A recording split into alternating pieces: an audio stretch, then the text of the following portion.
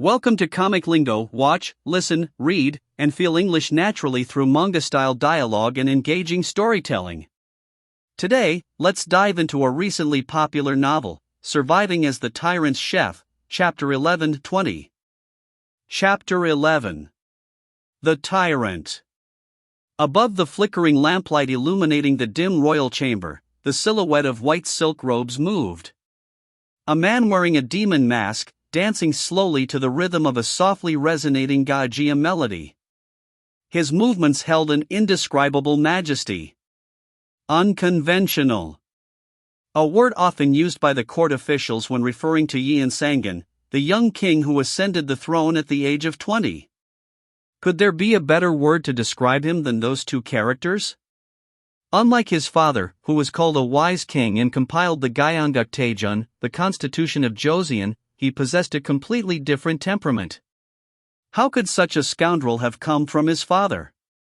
It was said that the Grand Queen Dowager sighed on the day Yeonsan-gun ascended the throne. The actions of the scoundrel king were truly unrestrained. It was commonplace for him to skip the lectures where ministers and the king gathered to discuss Confucian scriptures and instead indulge in drinking, music, and banquets. Once, he even brought a hunting falcon and hunting dogs to a lecture, leaving everyone present speechless.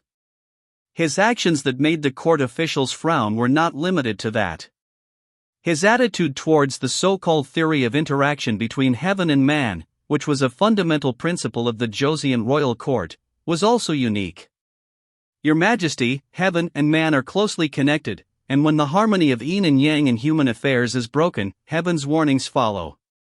According to the court officials' logic, all disasters that befell the nation ultimately stemmed from the king's lack of virtue. Therefore, when a severe drought or flood struck the country, the king would take the lead in self-restraint by reducing the number of side dishes in his meals, a practice known as gamsun. In more severe cases, they would even completely withdraw the royal cuisine table, a practice known as kyeolseon. However, Yeonsan-gun was the first and last king to completely disregard this tradition and principle. How can the cold in spring be the king's fault?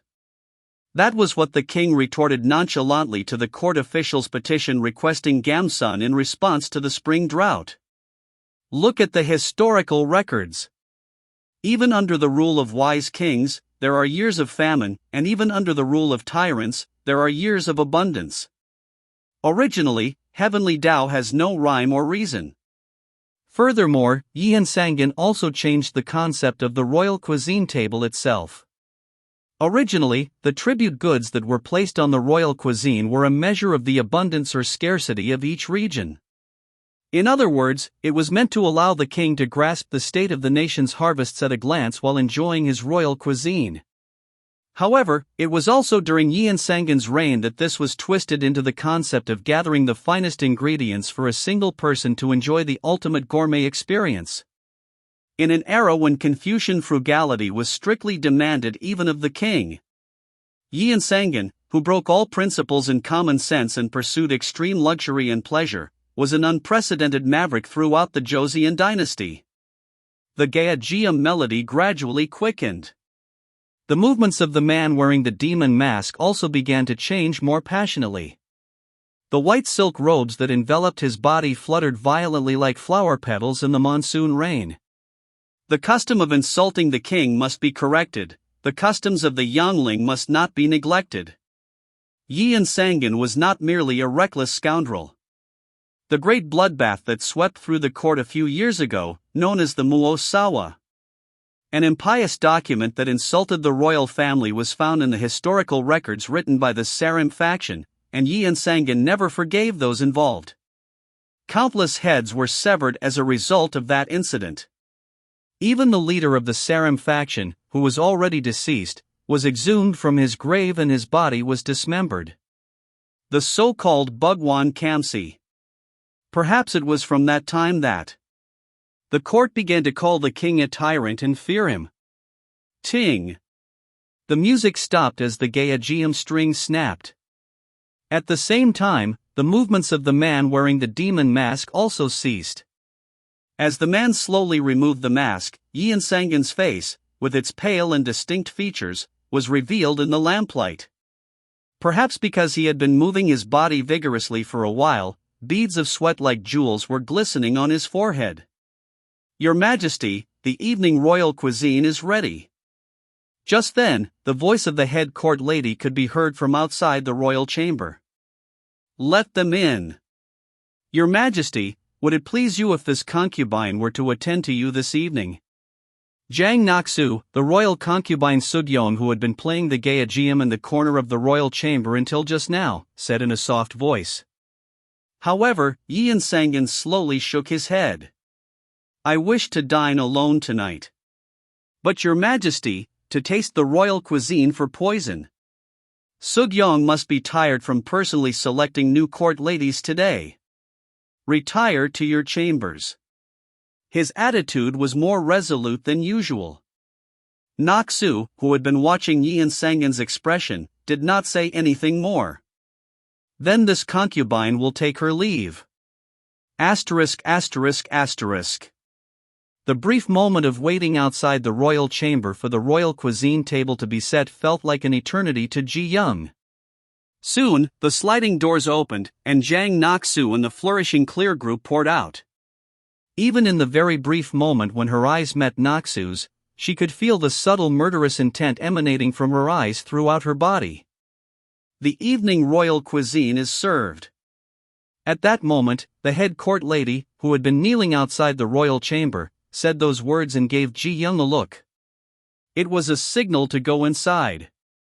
At the same time, the double sliding doors of the royal chamber opened with precise movements, like automatic doors activated by a sensor.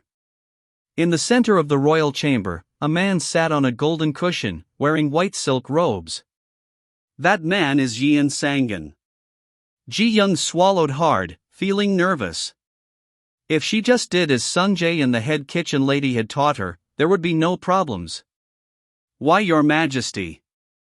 I present the evening royal cuisine." Ji Young, along with the other court ladies, placed the large round tray, small round tray, and desk tray one by one. "Only the newly arrived child shall remain, and the rest of you shall leave." "Yes, Your Majesty." As soon as Yeonsan-gun finished speaking, all the court ladies except Ji Young retreated backward and disappeared outside the royal chamber. In this dim space, lit by a few lamps, there were now only two people. To actually see the face of Yeonsan-gun, whom I had only read about in history books, in person. She had met him briefly in the royal kitchen earlier, but at that time, she hadn't dared to raise her head and look at his face properly. The moment she cautiously raised her head, Ji Young felt as if her heart was sinking. Yeonsan-gun was staring intently at her. What? Why is he so handsome? Ironically, that was the first thought that came to Ji Young's mind. Well, according to the records, Yeonsan-gun was tall with fair skin, and he had delicate features like a woman, so it was written. But who would have thought that he would have such a modern appearance, almost like an actor? Ji Young tried hard to erase that thought from her mind. Get a grip. This man is a psychopath with a ruined personality. The worst tyrant in Korean history. What are you doing? A realistic voice reached Ji Young's ears, who was deeply immersed in strange thoughts. Shouldn't you explain the royal cuisine that has been served? Yeonsan-gun was staring at Ji Young so intensely that it was burdensome. Ah, yes. Your Majesty. Well, you see. Ji Young cleared her throat to hide her flustered feelings. Today's royal cuisine was a place where she had to prepare the best of the best in order to win the king's favor. What Ji Young had prepared was the finest authentic French cuisine rooted in the cuisine of the Palace of Versailles, the so-called haute cuisine. Haute cuisine, which was established during the reign of the Sun King Louis XIV, known as a famous gourmet, was the reason why French cuisine became the standard of gastronomy around the world. There was no way that Yeonsan-gun, the greatest gourmet of Joseon, would not recognize its true value. The cuisine of Louis XIV's time, when haute cuisine first appeared, was a single-course meal, not a multi-course meal. It's not much different from the current royal cuisine table. Even though it was not a multi-course meal, it did not mean that the types and order of the dishes were not distinguished. Ji Young first pointed to the hors d'oeuvre, which whetted the appetite before the main dish. On this side, to whet your appetite first, I have placed thinly sliced raw beef with various pickles and pears. Raw beef is a dish that often appears in French cuisine under the name steak tartare. It was sliced in the style of Italian carpaccio and topped with sour and salty pickles and sweet pears to stimulate the appetite. Next was the turn to introduce the potage, a thick and rich soup. This is milk porridge made with mushrooms and vegetables. In this era without cream soup, this soup, which was made by applying the recipe of milk porridge and boiling it thickly with cow's milk, should be called a kind of Joseon-style potage. Next, the fish dish, poisson, and poultry, volaille, would appear in order. Grilled silvermouth fish seasoned with anti-boise, and black chicken dish made with a foreign cooking method called confit. Anti-boise? Confit. Yeonsan-gun slowly repeated the unfamiliar pronunciations as if he was curious. Silvermouth fish and black chicken were ingredients that the king usually enjoyed, as written in the memo that Sung-jae had given her. Seeing those familiar ingredients cooked with cooking methods he had never heard of before and placed on the table, Yeonsan-gun's face, who was accustomed to all kinds of delicacies, looked surprised. But the real surprise was yet to come. And this is the very dish that even the most renowned gourmets of the West cannot resist. Ji Young lifted the silk wrapping cloth, a wrapping cloth used to cover food in the royal court, with a splendid phoenix painted on it. Goose liver, foie gras. The lightly cooked goose liver was placed whole. Instead of making it into pate, a spread to be spread on bread, or tranche, a jelly-like solidified form, which modern people often eat, the foie gras, which is made by cooking the real goose liver whole, is used only for the finest dishes. Foie gras. A strange name. Yeonsan-gun seemed to be already salivating. But no matter how high-end a delicacy foie gras is, it can't be the main dish of a banquet.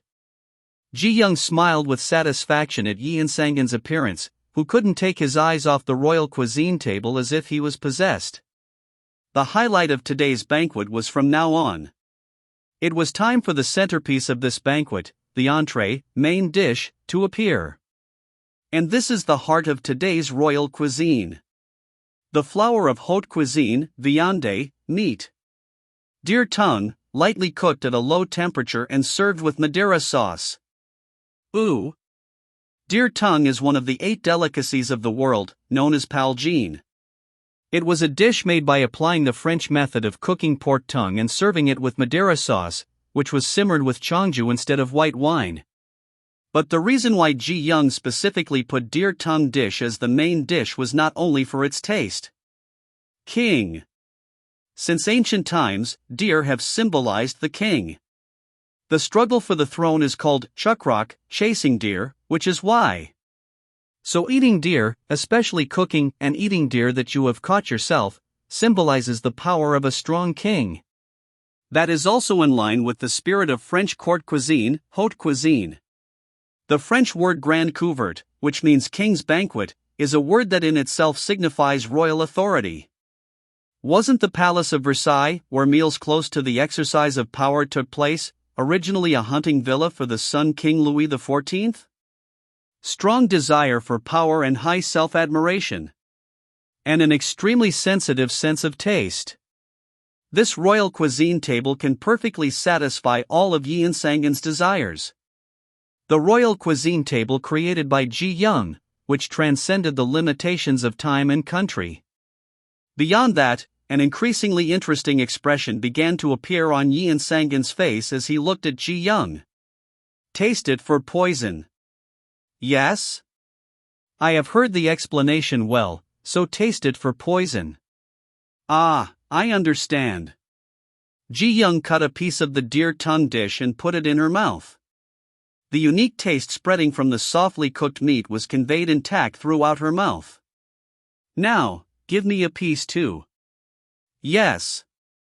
Ji Young was startled by Yeonsan-gun's words. Did serving food mean that she had to feed the king directly?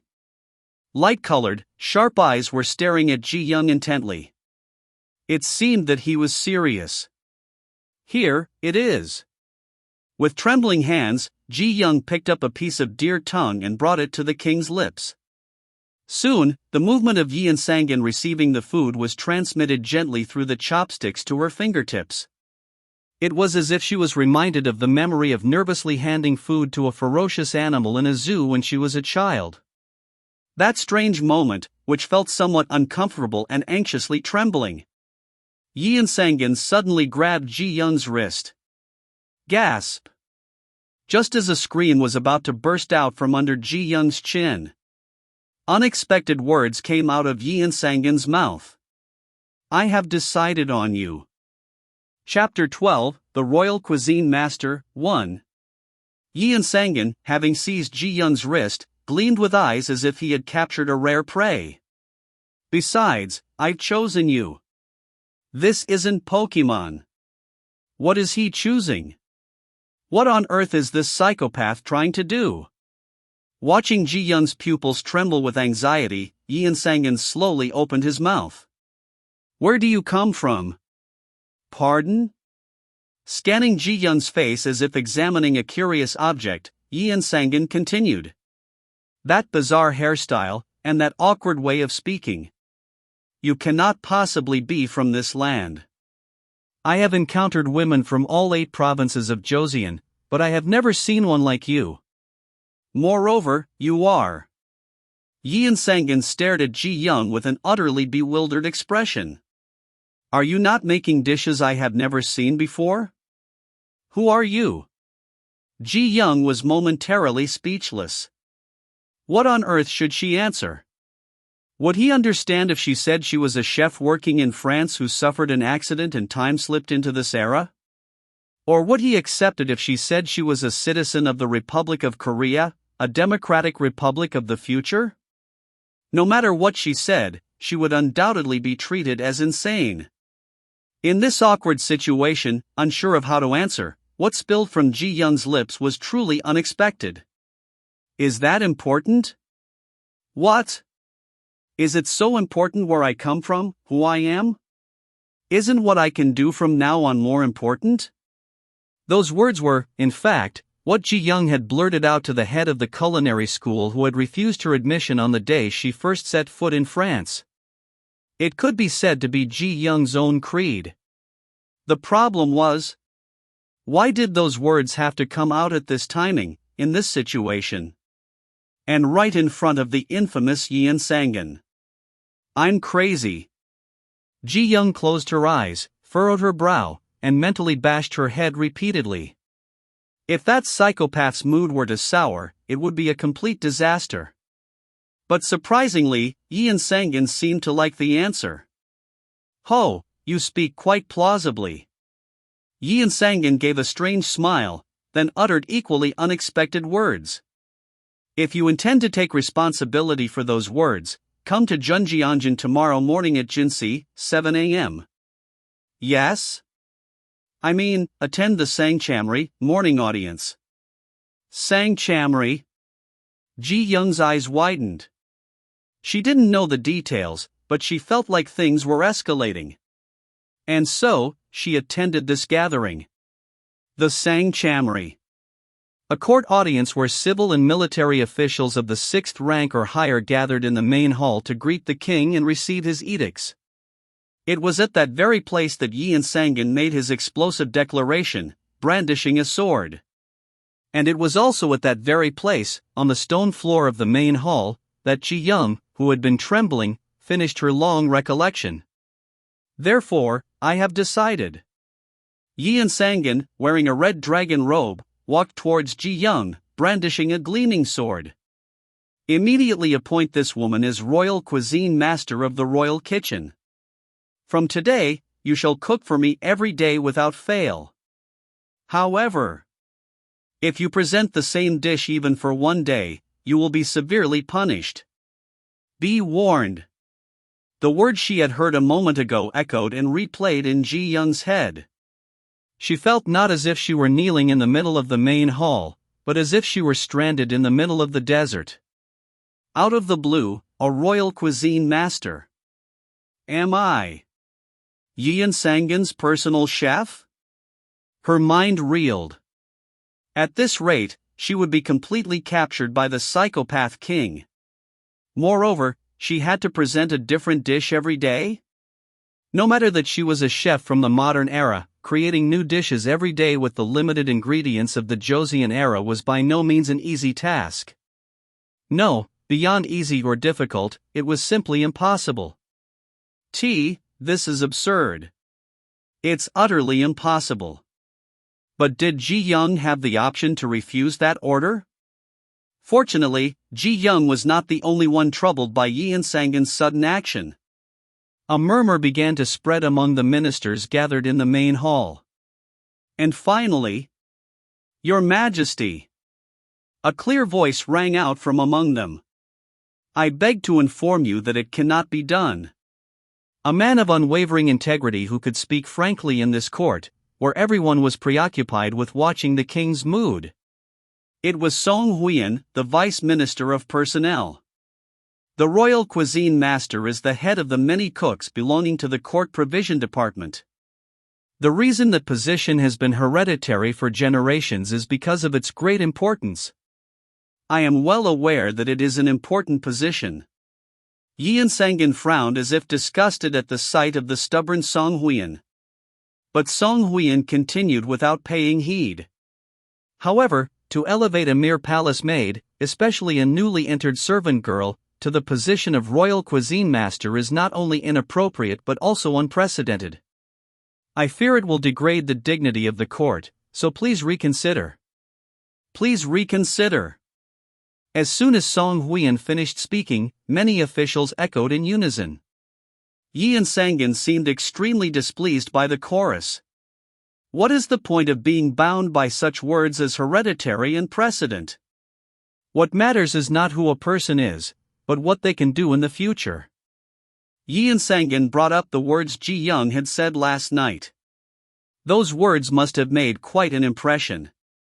Otherwise, he wouldn't be using them so verbatim. But Vice Minister of Personnel Song Huyen did not back down and stood his ground. There must be soldiers before there can be a general, and there must be people before there can be a king. Similarly, there must be cooks in the royal kitchen before there can be a royal cuisine master.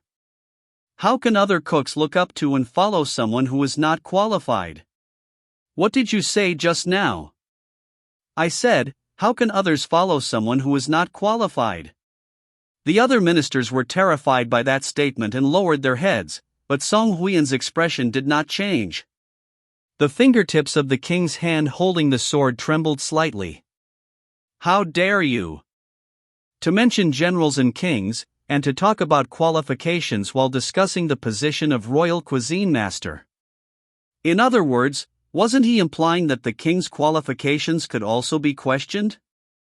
Yeonsan-gun, who had a pathological aversion to the disrespect of the king, could not have taken those words kindly.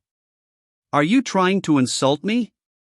With a fiery gaze, he caressed the hilt of his sword and began to approach Vice Minister of Personnel Song Huyen.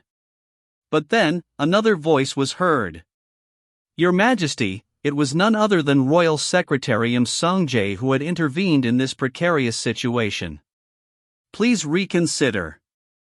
The Vice Minister of Personnel is merely speaking of principles and would never dare to insult Your Majesty. Song-jae turned and continued, addressing the other senior officials gathered in the main hall. As Your Majesty has said, there is no law in the Great Code of Governance compiled by the late king that forbids a palace maid from becoming a royal cuisine master. Although it is unprecedented, everything must have a beginning. If we start anew, that will soon become a precedent. Song-jae, known for his flattery towards the king, once again defended Yeonsan-gun's eccentric behavior. But he could not completely ignore the words of the Vice Minister of Personnel. They must represent the inner thoughts of the senior officials gathered in that place. However, no one can know whether the proud cooks of the royal kitchen will sincerely follow that woman, as the Vice Minister of Personnel has said. Song-jae's eyes gleamed strangely as he continued calmly. He must have a plan to mediate this impasse. I have presumptuously considered, what if that woman and the royal cuisine master were to hold a cooking competition in front of everyone? A cooking competition? Indeed. That way, everything will become clear. A cooking competition. That was the card Seung-jae had brought out. If Ji-young could win the cooking competition against the royal cuisine master, even the stiff Song-hwan would no longer have grounds to object. Moreover, to suddenly elevate a strange foreigner, especially a woman, to the position of royal cuisine master, something was needed to convince the other cooks working in the royal kitchen. That was not a problem that could be solved by Yeonsan-gun simply issuing a royal decree. There was only one way to resolve all of this. Ji-young had to win a cooking competition against the royal cuisine master who was in charge of the royal kitchen. There is merit in those words. Yeonsan-gun, who had been lost in thought for a moment, opened his mouth. According to Seung-jae, everything would be resolved naturally without complicated friction. Of course, that woman might not win the cooking competition. But if that were to happen, it would simply mean that that woman was not qualified to be the royal cuisine master. I will not ask who you are. Just show me what you can do. Yeonsan-gun repeated those words inwardly as he looked at Ji-young, who was kneeling in the middle of the main hall. Immediately issue a decree to the court provision department to prepare for the cooking competition. Royal Secretary Seung-jae, I shall obey the command. Seung-jae bowed deeply and received the king's order. Beyond him, the vice minister of personnel's gaze, glaring fiercely as if dissatisfied, was piercingly fixed. The royal kitchen. Ji-young's head began to spin dizzily once again. The makeshift reception for guests at the Gyeonggi Provincial Office Kitchen, the cruel cooking competition held as entertainment for Jang Nok-soo, and finally, even presenting the king's royal cuisine table. She had risked her life to cook so many times since unexpectedly landing in this strange era. And now, the opponent Ji-young was about to face was the king's royal cuisine master. So, she was about to have a showdown with the best chef in the Joseon era. It never rains but it pours. Ji-young rubbed her temples, feeling a slight dizziness coming on. Don't worry.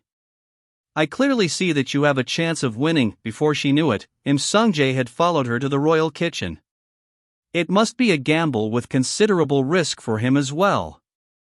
He was betting on a strange woman to plant someone by the king's side. But no matter what, the greatest risk was solely Ji-young's responsibility. What happens if I lose here? It will be difficult to survive, probably. So, if you want to live, you must win. To utter such terrible words with such an indifferent face, he was truly a detestable human being. At that moment, Ji-young's eyes caught sight of a well-built man on one side of the royal kitchen, wearing arm protectors and examining ingredients. The royal cuisine master. The very person who had been helping to prepare the king's royal cuisine table until yesterday. He had a simple-looking impression, but he must undoubtedly possess the best cooking skills in this country. The fact that he was still working safely under Yeonsan-gun was proof enough. Moreover, there was one more thing that weighed on Ji-young's mind. By any chance, what was that person's name again? Are you talking about the royal cuisine master? He is Jeon Se-ho, a Jebu of the 6th rank. But why are you asking that? Isn't that not important right now? Seung-jae retorted curtly, as if she were asking about trivial matters. But in Ji-young's mind, something that had been vaguely lingering was becoming more and more concrete. Earlier, you definitely said that the royal cuisine master position was hereditary, right? That is so. Then, by any chance, was that person's ancestor also a royal cuisine master? Of course. He was a medical officer named Yeonsan-gun, who also served as a royal physician of the royal clinic and came from a family of royal cuisine masters. Pardon? Yeonsan-gun. Ji-young's eyes widened at the mention of that name. There was no way Ji-young, who had been studying ancient cookbooks, would not know that name. the author of Household Essentials and Dietary Compendium, known as Korea's first cookbooks. Ji Young had studied the recipes in them countless times. So, right now, I'm in a situation where I have to have a cooking showdown with the grandson of Yeonsan-gun, the man who wrote Korea's first cookbooks? Ji Young swallowed hard without realizing it. Chapter 13, Royal Cuisine Master, 2. For a fair competition, both cooks will be provided with the same ingredients. The cooking contest was just beginning. A large fish was placed right in front of Ji Young. Royal Cuisine Master John Se-ho, standing next to her, also had a similar-sized fish placed before him. The cooking time is 2 gak, approximately 30 minutes. Within that time, you must complete a royal cuisine dish using these ingredients. Judging by the way things were done, cooking contests seemed to be held frequently in the royal kitchen. Well, whether it was the Joseon era or now, Korea was a country obsessed with tests. There was no way they wouldn't test the skills of new cooks when selecting them for the royal kitchen. This contest was an extension of that. However, there was one very big difference this time. The person judging the contest would be completely different from usual. He actually followed me all the way here. Yun Ji-yang and John Se-ho, facing each other before the contest, saw Yeonsan-gun sitting with a smile on his face. How could I miss such an interesting spectacle? Sitting next to him was Yoon Naegwon, the provision officer of the court provision department, the practical manager in charge of the miscellaneous administrative affairs of the royal kitchen.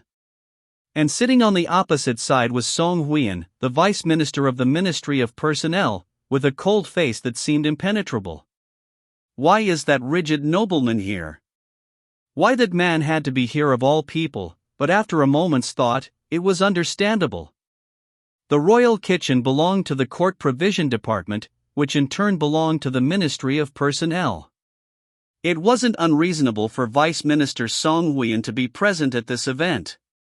So, the judges of this cooking competition were Yeonsan-gun, Provision Officer Yoon Naegwon of the Court Provision Department, and Vice Minister Song Hween of the Ministry of Personnel. Now then, let the royal kitchen's cooking contest begin. With Yoon Naegwon's clear voice, the sound of the gong signaling the start of the cooking filled the royal kitchen. Ji Young quickly examined the fish in front of her. About the size of 2 palms. With dark bluish-gray scales on its back and a prominent bright silver belly. A mullet. A regular on the ancestral rites and banquet tables of the Joseon Dynasty, and a representative fish that often appeared on the royal cuisine table. That's why the Chinese characters for mullet are written as venerated fish or outstanding fish, wasn't it? Ji Young was able to recognize the mullet instantly. She could immediately tell what the royal cuisine master was planning to make with this mullet. If he's the grandson of Yeonsan-gun, the author of Sanga Yorok, he'll definitely use the recipe from that book. For Ji Young, a modern person who knew all the recipes in that book, it wasn't difficult to predict what it would be. He's definitely going to prepare fish dumplings. Fish dumplings. The finest Joseon dish, using thinly sliced fish instead of wheat flour for the dumpling skin. A dish that was served not only on the usual royal cuisine table but also at receptions for foreign envoys, astonishing them with its exquisite technique. The firm and dense mullet was the perfect ingredient for those fish dumplings. But it was something that couldn't even be attempted without advanced skills. Thinly slicing the fish to the point where it can be used as dumpling skin requires tremendous skill. So, in this contest where they had to showcase their best cooking skills, there was no way the opponent wouldn't show off his talent. As expected. Ji Young glanced at the next station and saw the royal cuisine master already skillfully removing the bones from the mullet and slicing it so thinly that it was almost transparent. A unique method of coating the thinly sliced mullet with starch, then filling it with the dumpling filling and wrapping it around like dressing it in fish. By coating the surface with starch once more and steaming it, the fish dumplings were completed. It was a unique cooking method of Joseon that was rarely found in other countries, so it was a recipe that was often mentioned as a research case among modern culinary researchers. Ji Young, who had been absent-mindedly watching the scene of that recipe being recreated right in front of her, shook her head and regained her composure. Get a grip. I can't just stand here and watch. She had to prove that she had the skills to make a dish that was as good as fish dumplings. She couldn't properly show her skills with a common cooking method like simply grilling or steaming the mullet. I have to show them something they've never experienced before. It wasn't that Ji Young didn't have any recipes in mind. In that it used fish to create a unique form, it could be said to be similar to fish dumplings. A specialty of Lyon, a city called the gastronomic capital of France. Quenelle de brochet. A French-style fish dumpling dish using brochet fish caught in the Rhône River, the lifeline of Lyon. It's a dish that's known for requiring delicate and precise skills, even among French cuisine. So, it was that bewitching dish that frustrated countless culinary school students. It would be a bit of a struggle without modern cooking tools, but it wasn't impossible if she used the items in the royal kitchen well. Ji Young quickly removed the scales from the mullet and filleted it. Speed was more important than filleting it precisely and beautifully. I'm going to grind it all up anyway. Thwack, thwack, thwack, thwack.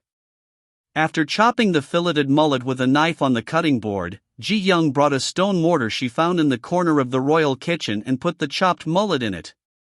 Then, she began to crush the mullet, pressing it down with a wooden pestle. Before long, her arm ached as if it would fall off, but she couldn't stop grinding until she got the texture she wanted.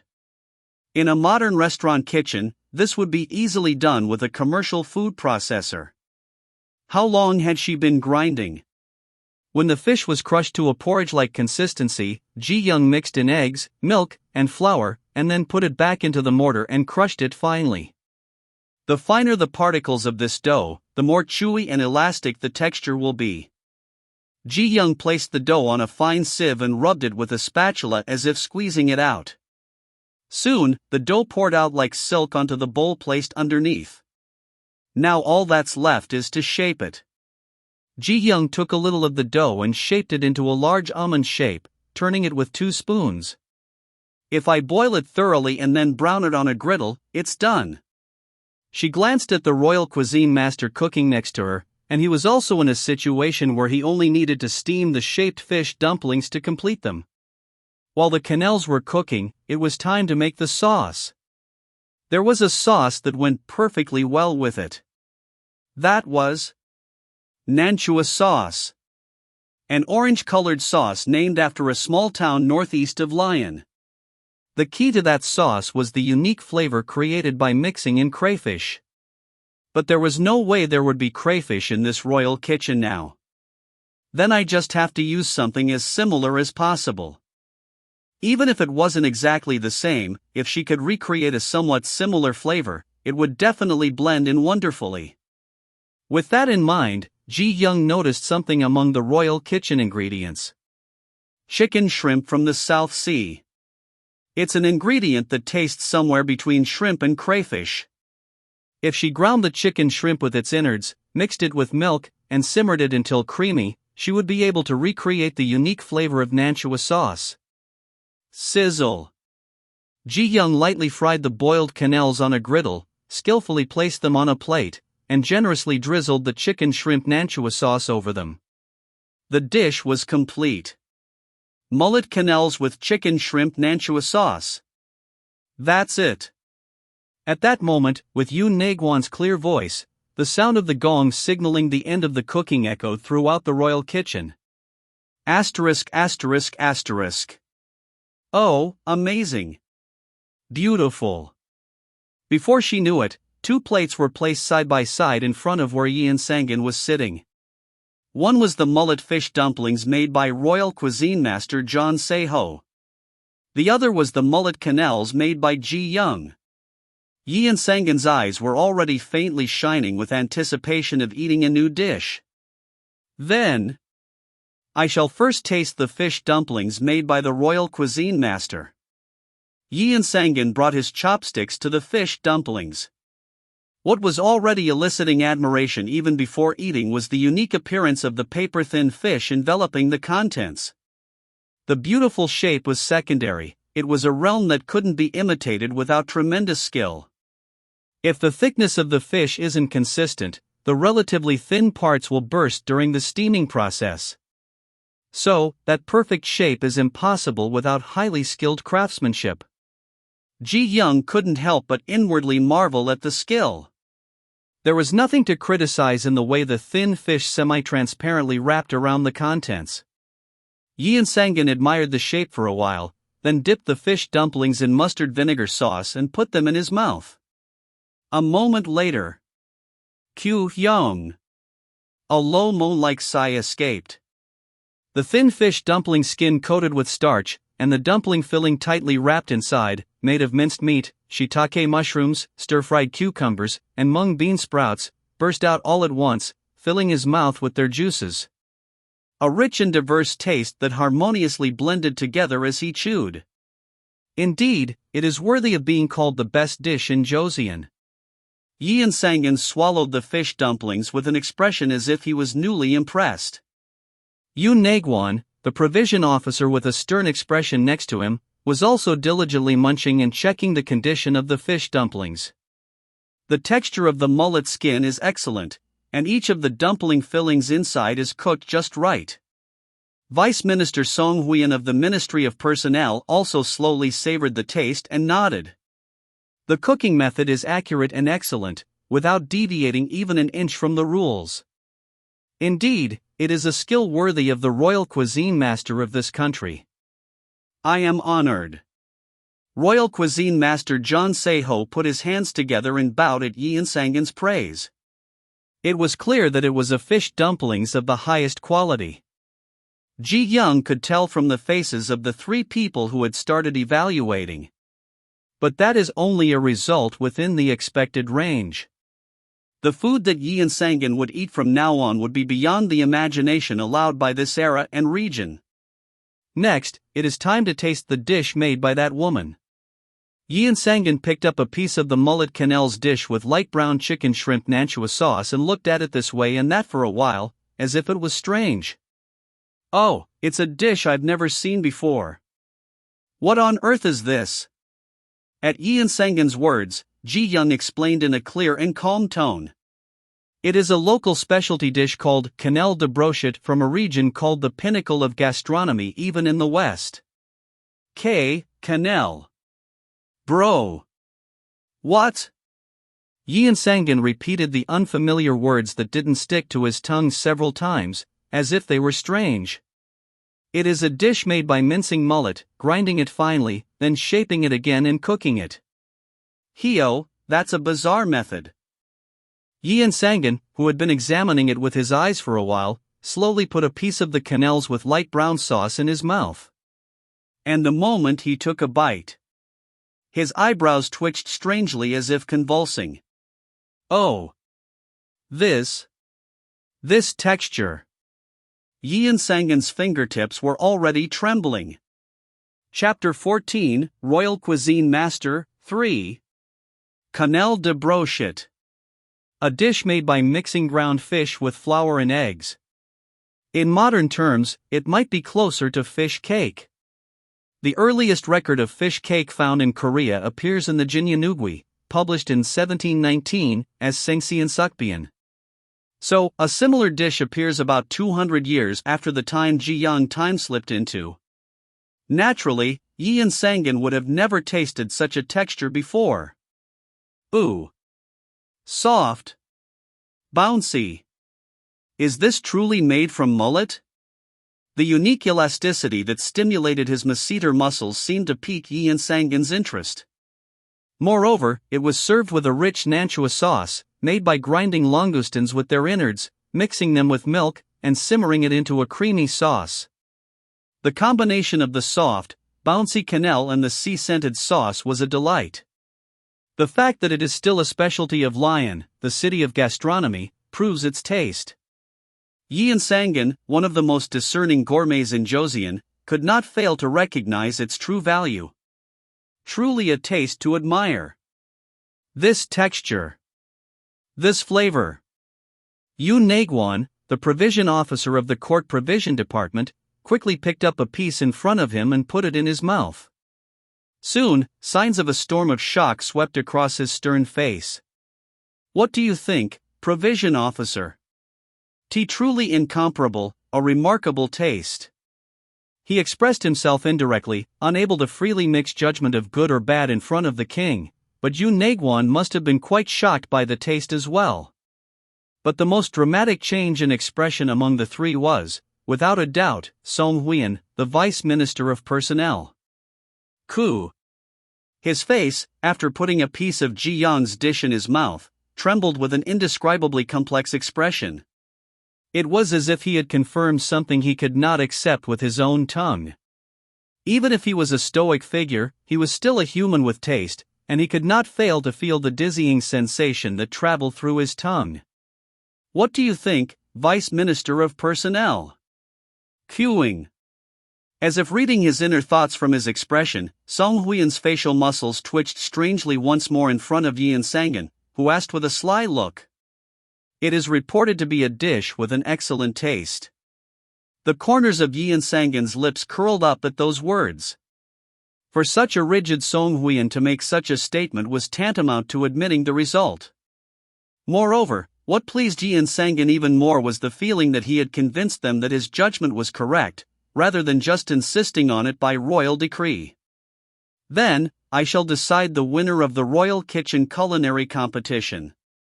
Im Sung-jae, the royal secretary who had been watching, quickly intervened to conclude the matter, taking advantage of the moment.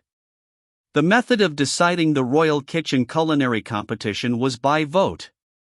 The reason why an odd number of evaluators were present was precisely for that reason. Since there could be no tie, a winner would inevitably be decided. Soon, the three judges, including Yeonsan-gun, chose one side and wrote down their names. The winner of the culinary competition is... Im Sung-jae's mouth finally opened as he collected the 3 pieces of paper and checked their contents. Unanimously, Yun Ji-yang. Ka ha ha ha ha. As soon as he heard those words, Yeonsan-gun burst into laughter as if he felt refreshed. With this, no one in the Ministry of Personnel, the Court Provision Department, or even the Royal Kitchen could say anything different. Then I shall now formally command. Yeonsan-gun shouted in an unreserved voice to the royal secretaries who were taking notes. Let that woman be appointed as the royal cuisine master of the royal kitchen. As soon as she heard those words, Ji Yang felt a momentary dizziness and her whole body trembled.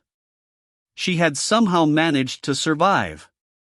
I really have become Yeonsan-gun's royal cuisine master. Completely disregarding status, gender, and rank. In the end, Yeonsan-gun's eccentricity was once again enforced. Im Sung-jae, the royal secretary, trying to plant a spy next to the king. Yun Ji-yang, trying to return to her original time. And Yeonsan-gun, who wants to eat delicious food every day. The bizarre hybrid created by the same dream, no, the same 3 dreams, of these 3 people was born in the royal kitchen. *******.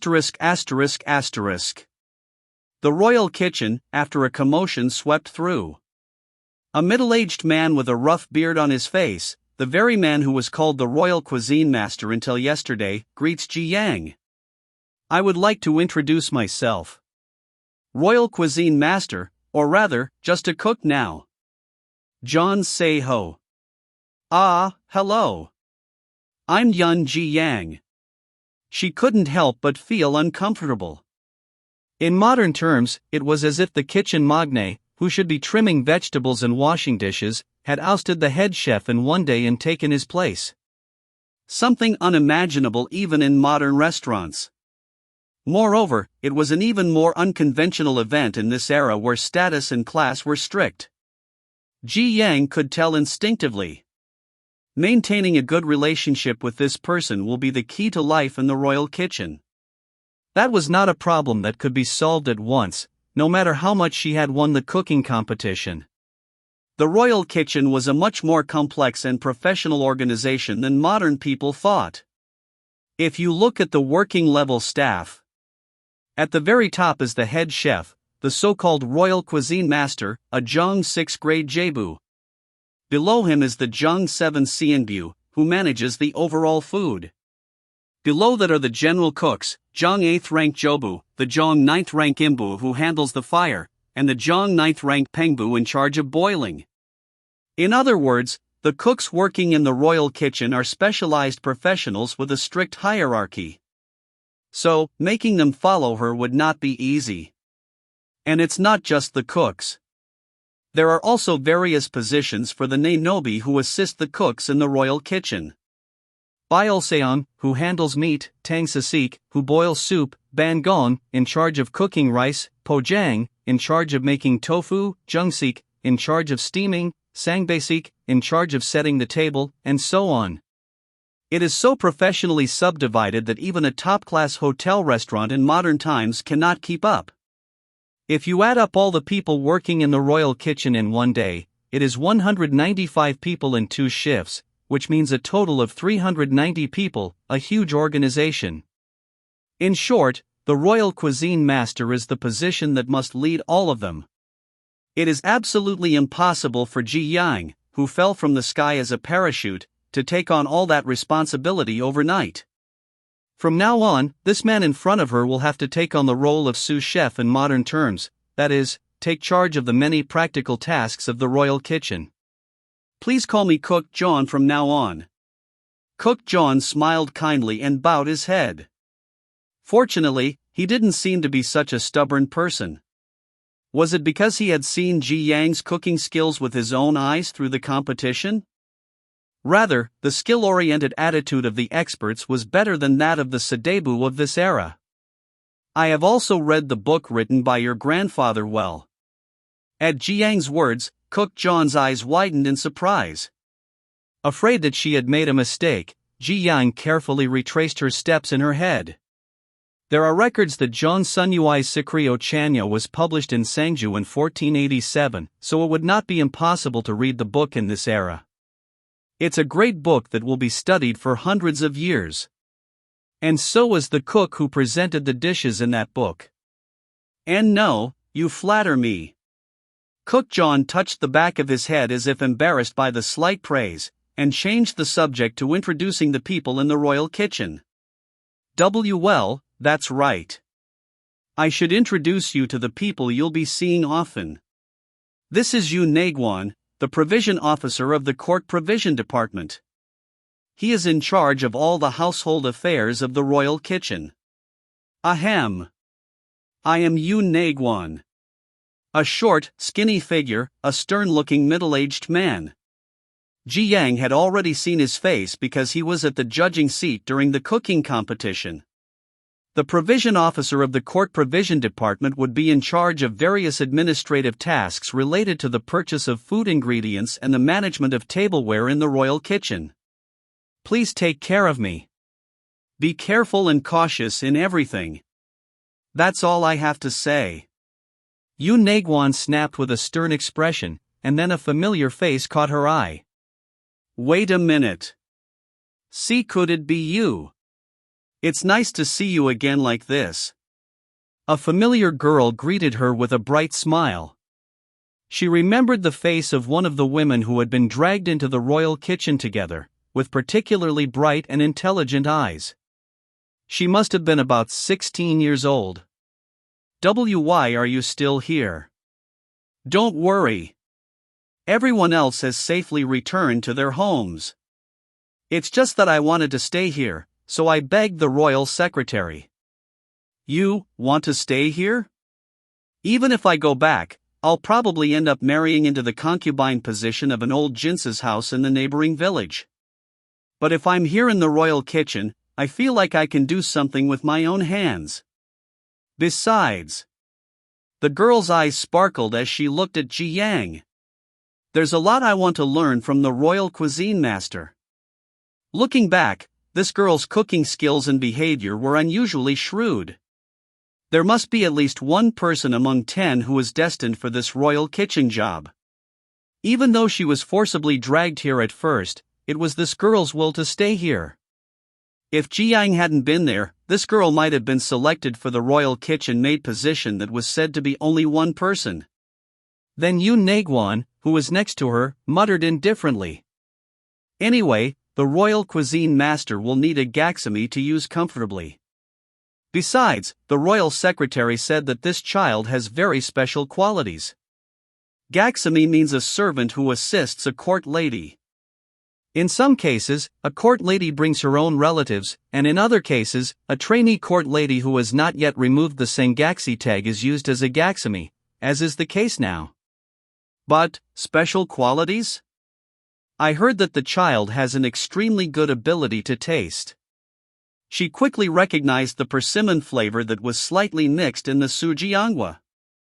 Ji Yang suddenly felt something was wrong at Yoon Naegwon's casual words. Persimmon. At that time, the girl standing in front of her greeted her in a cheerful voice. I look forward to learning a lot from you in the future. Royal Cuisine Master. Perhaps it was because of the expectation that she wanted to learn everything Ji Yang did. The girl smiled brightly and continued. I'm Jang Jiam, Co Jang Jiam. Ha! What did you say your name was? Chapter 15, Anjanga 1. For a while, Ji Young's mind was bound to be in turmoil. A series of events too difficult to digest had poured out one after another. Im Sungjae, Jang Naksu, Yeonsan-gun, Royal Cuisine Master. And now, even the girl who followed her around, Jang Jiam. That child, the future great Jang Jiam. I thought I heard that Jang Jiam in history was definitely a female doctor. Every time she saw the girl following Ji Young with her bright, sparkling eyes, her head became more and more complicated. But it's not just that that's complicated. What was really strangely intertwined was none other than Ji Young's status. What on earth is so complicated about this? She was assigned to perform the duties of royal cuisine master according to His Majesty's orders, but that was only a matter of duty. In terms of status, Ji Young had no choice but to be a court lady belonging to the inner court. And a court lady is, after all, the king's woman. Which means court ladies can't go outside the palace. So, despite being in charge of the royal cuisine master's work, Ji Young, unlike other cooks, could not commute to and from the palace. The only good thing is that I was allowed to put new dishes only on the evening royal cuisine table. The previous royal cuisine master, John Royal Cuisine Master, was in charge of the morning and lunch royal cuisine, and instead, Ji Young decided to take charge of only the evening royal cuisine table. But the strangely twisted situation was not all of it. Yeonsan-gun insisted that Ji Young, the royal cuisine master, must bring the royal cuisine table herself. Because she had to present a new dish every day, she had an obligation to explain the new dish. As a result, Ji Young had a strange identity with two roles overlapping. Royal cuisine master in charge of the king's evening royal cuisine.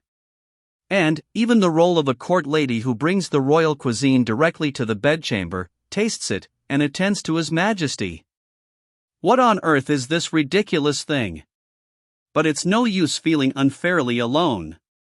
The absurd situation had been there from the moment Ji Young was appointed as royal cuisine master. So now Ji Young has the unprecedented title of court lady and royal cuisine master. Still, the reason why she doesn't let go of her mind and perseveres in bizarre situations is because Ji Young has only one purpose. I must find that book, Record of Yearning for the Clouds, and return to modern times. To that end, she had been cooperating with Royal Secretary Im Sung-jae's tactics until now. But can I just trust and wait for Im Sung-jae, who is only good at talking? I'm anxious unless I move myself. I have to find a clue to that book somehow. The welcome sight that caught Ji Young's eye while she was thinking so hard was the water maidens and government slaves preparing to go out, wearing green overcoats. Are you going out of the palace now? That's right. We go to the market every 5 days to get food ingredients and kitchen utensils. Yoon Naegwon, who was leading the water maidens and preparing to go out, looked at Ji Young with eyes that seemed to ask why she was asking everything. At that moment, Ji Young's eyes sparkled. Unlike ordinary court ladies, water maidens are women who commute to and from the palace.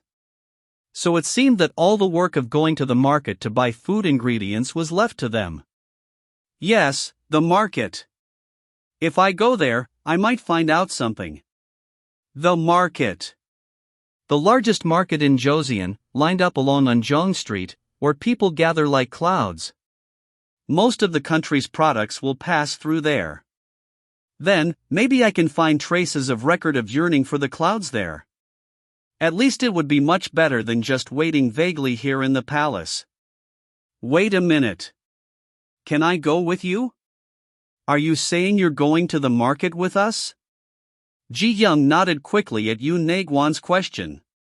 His Majesty ordered me to serve new food every day.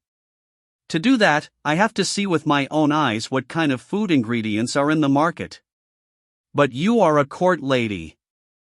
As you know, court ladies are not allowed to go outside the palace. Of course, you would answer that way. Knowing that, Ji Young has her own way of preparing. Provision officer. Ji Young sighed as if she was frustrated. Then, when His Majesty doesn't like the royal cuisine table, I have no choice but to bring up the story of the provision officer. I have no choice but to say that there are essential food ingredients that the provision officer could not obtain. Oh, ahem. What nonsense are you talking about? The effect was amazing. Yoon Naegwon shuddered as if he was horrified just by imagining it. What kind of bizarre words are you saying? How can you try to drag an innocent person down like a water ghost? That's exactly what I'm saying.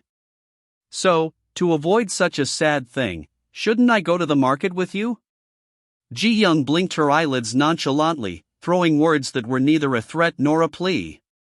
Yoon Naegwon, who had been watching her for a while, sighed deeply as if the ground was sinking, and eventually nodded. But this fact must never leak out. Do you understand? I really won't say anything and just follow you quietly. Really? Ji Young quickly picked up the green overcoat and put it over her head, as if no other sound would come out. Jang Jium, who saw her, also quickly put on her overcoat and followed Ji Young. Yukjo Street. The main road in front of Gwangwamun, where the 6 central government offices are located. As soon as that street, which stretches straight towards Namdaemun, ends, the first thing you encounter is the stench of the sewer that stings your nose. But that smell contains the vitality of the marketplace. Another street that stretches long, intersecting the end of Yukjo Street horizontally. As soon as she entered that space lined with all sorts of miscellaneous items, Ji Young's eyes widened involuntarily. This is Anjong Street. Government slaves from wealthy families on errands, servants from taverns, peddlers from the provinces, and so on, gathered like clouds and hurried through the narrow streets. A spectacular sight with plenty to see, from peddlers setting up stalls to cauldrons of rice soup houses emitting hot steam and tempting passers-by. Jang Jium, who followed Ji Young, seemed to be looking around Anjong Street for the first time, and seemed to be busy turning her head around. However, the palace people, who had deeply covered their overcoats to the top of their heads, hurriedly passed through the crowd without giving a glance around. If so many people gather in one place, there might be some clues about that book. Whether she knew Ji Young's regretful heart or not, the palace people's steps did not hesitate for a moment. There was no choice. The place where they would trade goods was called Yuk-Uwijin, that is, a store that officially supplied goods to the government office, so there was no need to stop by other stores. In addition, it was almost an unwritten rule not to mix words with ordinary people during official duties. Especially when resentment towards the king is spreading in the capital as it is now. Don't look around and keep walking. Perhaps Yoon Naegwon was worried about Ji Young, who kept looking around, so he came over and whispered, "Hoo-ee-ee." A strange exclamation came from somewhere. At the same time, a few unfamiliar figures somersaulted nimbly in the air and flew in front of them. Those who are wearing masks used for mask dances. When Ji Young and Yoon Naegwon's party were embarrassed and looked back, those wearing masks gathered one by one behind them and blocked the road. "I impudent! This is the procession of palace maids." Yoon Naegwon, who was leading the group, raised his voice and shouted, but it didn't work at all. Only then could Ji Young instinctively feel it. That these masked clowns were surrounding them. "You bastards!" Yoon Naegwon raised his voice loudly once again. "Can't you see that it's a procession of palace people?" But the masked clown didn't even pretend to listen and just moved clumsily as if to tease them. "Koreanji mask, Aimi mask, Chwiburi mask, Gaxidal." Before they knew it, more than a dozen masks that had gathered there were confusingly surrounding Yoon Naegwon's party. Each mask, with its bizarrely exaggerated smile, even exudes a chilling feeling. Since you can't know the faces behind the masks, you can't even guess who they are or what their intentions are. "Ialsu." When one of the masked clown added an exclamation, another clown jumped into the air to the beat. "Wow!" Cheers erupted from all directions at the light movement. Before they knew it, crowds of onlookers were gathering around. Ji Young could vaguely realize what situation they were in. These clowns are now making fun of the palace people. Doesn't the laughter of the onlookers prove that fact even more clearly? Stop it right now. Yoon Naegwon, surrounded by clowns, shouted in a seemingly stern voice, but the laughter of the onlookers only grew louder. Wah ha ha ha. As people's laughter grew louder, the clowns, who were getting more and more excited, began to play the drums and janga to match the rhythm. Dong, dong, dong, dong. In time with the sound, the masked clowns slowly began to dance. As the rhythm gradually quickened, the movements of the clowns who were performing tricks also quickened. Dong dong dong dong dong dong dong. Dizziness gradually began to be felt in Ji Young's head as she watched the dazzling movements. How should I accept this behavior now? Clowns publicly mocking people working in the palace. Crowds feeling joy at the sight. Doesn't that mean that the people's jeers and ridicule towards the government are that great? While she was thinking that, a dark figure suddenly appeared in front of her eyes. One of the clowns wearing a Koreanji mask was sticking his face in front of Ji Young. Gasp! Ji Young was startled and unknowingly took a step back. At that moment, the hem of a navy robe suddenly fluttered and flew in front of her eyes. What caught Ji Young's eye in her confusion was the face of a strange man. Dark sideburns, glaring eyes, and a square jaw. The man in the navy robe pushed the Koreanji masked clown, who had come in front of Ji Young, in the solar plexus with his palm. It wasn't a movement that required much strength, but the clown, who had a light center of gravity, flew several feet in an instant and fell onto a stall in the market. Clatter. The sound of the stall collapsing and the sight of the Koreanji mask rolling on the dirt floor were visible. The man in the navy robe did not stop moving and kicked another clown's knees like lightning. That clown also lost his balance in an instant and fell down nicely. It was truly a lightning-fast movement.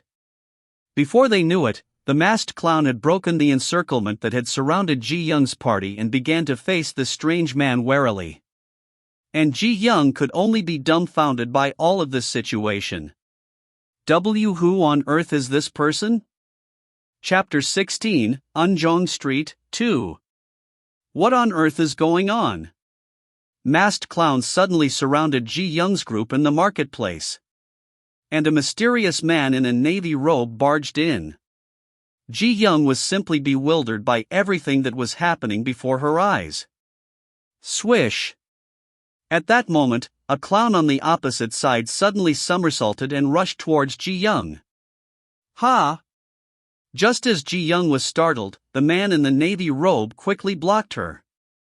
Without hesitation, he took something out of his sleeve and thrust it forward. Just as the object in his hand was about to strike the clown's Adam's apple. Snap!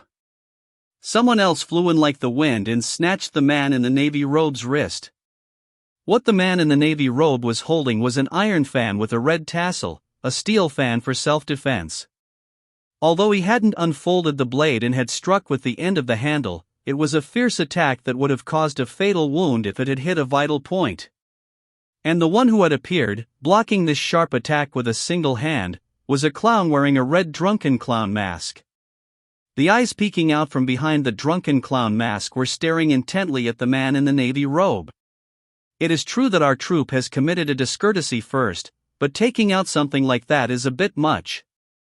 Consider it fortunate that I didn't take it out properly and cut your throat. The man in the navy robe shook off the hand holding his wrist, hid the iron fan in his chest, and glared fiercely at the drunken clown mask. While the two men stood facing each other as if confronting each other, the clowns who had fallen to the ground dusted themselves off and began to get up one by one.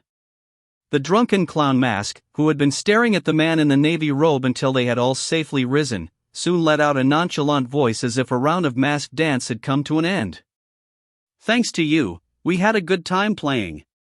The clown in the drunken clown mask bowed playfully with exaggerated gestures and then swaggered away. A clown troupe? But why? The suddenly appearing masked clown troupe. And that clown wearing the red drunken clown mask. Ji-young's mind was flooded with questions. But those receding clown troupes would rather be a problem for later. The one who makes her have bigger questions is the man standing in front of her now. A man in a navy robe and a large hat, about 30 years old. His attire and speech did not seem to indicate a low status. Besides, that lightning-fast movement. It was a movement that could not have come out without proper martial arts training for a long time. Who on earth is this person? Ji-young narrowed her eyes and stared. At that moment, the quick-witted Yoon Naegwon stepped forward and spoke to the man. Oh my, thanks to you, we were able to avoid a great disaster. If it's not too much to ask, may I ask for your name, sir? Your contribution to helping the court ladies is by no means small, so we intend to report it to the government office as soon as we return to the palace and reward you generously. There's no need for that. The man in the navy robe slightly lifted his robe, revealing a badge tied with a red silk cord. I am from the Royal Guard. The Royal Guard? Yoon Naegwon's complexion changed instantly. Ji-young thought she could vaguely understand the meaning of that expression. Although she didn't know the details, wasn't the Royal Guard a kind of security force that protected the king's safety in the palace? But why is the Royal Guard? I was secretly following the water maidens because they have been frequently harassed in the marketplace recently while going in and out of the palace. At the man in the navy robe's calm reply, Yoon Naegwon closed his mouth and did not ask any further details. It wasn't because he had no questions, but because he sensed that there was something involved that shouldn't be asked further. It can't be helped but to be suspicious. The Royal Guard, who should be guarding the king, is stepping in for a task that could be handled by a few escorts. Even Ji-young, who doesn't know anything, finds it very suspicious. Don't mind me and continue with your work. I'll follow quietly so as not to disturb you. With those words, the man in the navy robe put his hands behind his back and walked leisurely a few steps away. From a distance, he looked exactly like a wealthy nobleman. How can I not mind when you tell me not to? A strange man is following me around like a neighborhood dog. Tell me about it. He's got a decent build. Oh my, it's so embarrassing. The water maidens, who were constantly glancing at him, chattered quietly while wearing their headscarves. Ji-young was also concerned about this unidentified man. But there was no way to stop him from following her as he pleased. ******. The group hurried on and arrived at a fairly large wooden building located at the end of the marketplace. Marketplace Head House. Judging from the signboard hanging above the gate, Ji Young could roughly guess what this place was. The office of the Merchant Association operating in Unjong Street. In other words, it is the office of the Merchant Association. Is the chief merchant here? After a few coughs, Yoon Naegwon finally spoke up when there was no response. A tousled-haired young man who had been organizing things behind the wooden door finally hurried inside and called someone. After a while, a middle-aged man who looked to be about 50 years old appeared. He had an impression that was moderately worldly, moderately refined, and yet by no means easy to deal with. The man greeted Yoon Naegwon with a somewhat blunt attitude. "Who is this? Isn't it Provision Officer Yoon Naegwon from the Court Provision Department? Yesterday, someone from the Office of Market Supervision came and took bribes while carrying out all sorts of crackdowns, and today it seems to be the Court Provision Department's turn." "Oh, don't be so harsh. We're all in this together. You know very well that the royal kitchen cannot function properly for a single day without the Unjong Street merchants." Even to those words that seemed to be gently flattering him, the man called the chief merchant still responded lukewarmly. "You, who have tribute goods piled up from all over the 8 provinces of Joseon, are worrying about the royal cuisine table in the marketplace. You're going too far." There was a subtle sarcasm in the chief merchant's words. Originally, the royal cuisine table should only be prepared with tribute goods from each region. So, the ingredients that go on the royal cuisine table should be strictly separated from the goods used by the people in the marketplace, which was the court's law. However, in order to satisfy Yeonsan-gun's increasingly picky taste, it seemed that the tribute goods, whose items were strictly defined and imposed, were not enough. Moreover, the situation was even more complicated in the case of imported goods that were not produced in this country. Since most of them could only be obtained by unofficially importing them through smuggling, the cooperation of the marketplace merchants was necessary for that very reason. Even the king couldn't always get what he wanted. Only 50 years before this time, during the reign of Munjong, when the king's mother, the Queen Dowager, was ill, what she wanted to eat was sugar. But even the king couldn't get sugar at that time, and only after the Queen Dowager passed away did he offer sugar to her portrait and weep. It was an era when official trade with foreign countries was strictly prohibited. Valuable imports like sugar could not be obtained at will, even with power. It was in such a situation that Yeonsan-gun, the greatest gourmet who demanded all kinds of delicacies, ascended the throne. From the Court Provision Department's point of view, they had to not only rely on tribute goods but also smoothly establish trade with merchants who had connections overseas, so the chief merchant, who had the greatest influence in the marketplace, was essential. But Yoon Naegwon was not in a position to simply cling to him. "Don't say that, chief merchant. Is there any other customer besides our Court Provision Department who buys expensive ingredients on this scale in Unjong Street? I heard that there are more than a few people here who would be in trouble if our footsteps were cut off.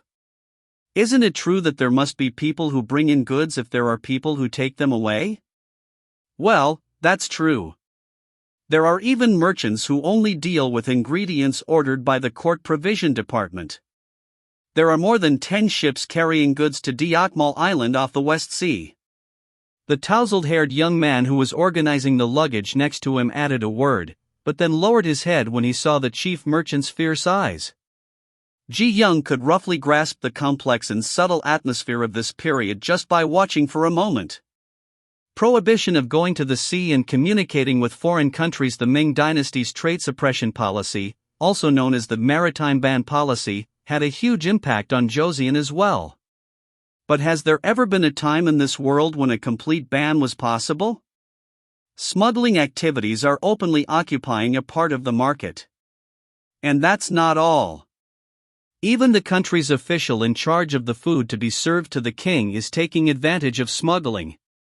If I had to say, would it be that it is achieving a strange harmony and contradiction? It was when Ji Young was thinking that and watching Yoon Naegwon and the chief merchant unfolding the goods ledger from a distance. Ha! Suddenly, she felt a presence right next to her. Startled, she turned her head and saw the man in the navy robe standing close by. You are from the royal guard. Shoo, don't answer and listen quietly. The man in the navy robe put his finger to his lips and murmured softly. Ji Young quickly looked around to see if anyone was there. Yoon Naegwon and the court ladies, who were visible in the distance, were busy checking whether the goods ledger ordered by the palace and the goods they had taken out matched each other, and whether there was anything wrong with the condition. Perhaps the man in the navy robe had taken advantage of this time to approach Ji Young. I've been chasing the clown troupe that attacked your group a few days ago. To find the person who is manipulating them from behind. The one behind. When Ji Young asked, the man in the navy robe replied quietly. It's not certain yet, but there are a few suspicious circumstances. But the most suspicious thing is. The man in the navy robe suddenly turned his head and stared intently into Ji Young's eyes. And from that face with eyes so bright that they seemed to shine, an unexpected word popped out. It's you! Im Seung-jae's spy. Chapter 17, Unjong Street, 3. A spy? What do you mean? Ji Young tried to retort loudly but stopped, covering her mouth with both hands. Spy. It was a word that would do no good if it fell into the ears of others. Caution was paramount. I heard that you were found washed ashore on the banks of Mapo Ferry outside the capital just a few days ago? Other than that, no one has heard or seen anything about you. It's as if you fell from the sky. But that can't be true. The man in the navy robe seemed to have done some background checks on Ji Young. Well, it's a bit complicated to explain. I had a traffic accident on the way from Paris to the airport, and Ji Young tried to explain the whole story but stopped, closing her mouth. Recalling how she fell into this world, she didn't have the confidence to explain it understandably. How could she explain a phenomenon she herself didn't fully understand to someone else? While Ji Young was stammering, unable to finish her sentence, the man in the navy robe continued. A person with strange attire and a peculiar way of speaking, who seems to know our language but whose origin is unknown to anyone. Who caught the eye of Im Seung-jae, the Red Envoy, at the Gyeonggi provincial office and entered the palace, and who captivated His Majesty's heart with bizarre dishes in just a few days. No matter how I look at it, there are more than one or two suspicious things about you, aren't there? Suspicious? I don't know what's going on either. Did Im Seung-jae tell you to say that? The man in the navy robe seemed to see Ji Young as Im Seung-jae's henchman to the end. Come to think of it, that wasn't entirely wrong. As a result, it was all Im Seung-jae's plan that Ji Young came to the palace, especially the royal kitchen. And in return, Ji Young was trying to get the book record of yearning for the clouds by using Seung-jae. This was a kind of transaction. As long as this transactional relationship was maintained, she couldn't say anything even if someone interpreted Ji Young as Seung-jae's henchman. You can think whatever you want. I'm just trying to go back to where I was. So Im Seung-jae is behind you after all. The man in the navy robe nodded with an arrogant attitude. At that moment, Ji Young felt a surge of inexplicable anger and blurted out what she had been wondering about for a while. Then what about you? Who is behind you? What? Royal Guard are supposed to protect the palace. You wouldn't be following me to the marketplace to whisper for fun. Caught off guard by Ji Young's direct question, a look of bewilderment flashed across the man in the navy robe's face. Not missing the sign, Ji Young snapped. Tell me who you're a henchman of. Is it one of the old men in the palace?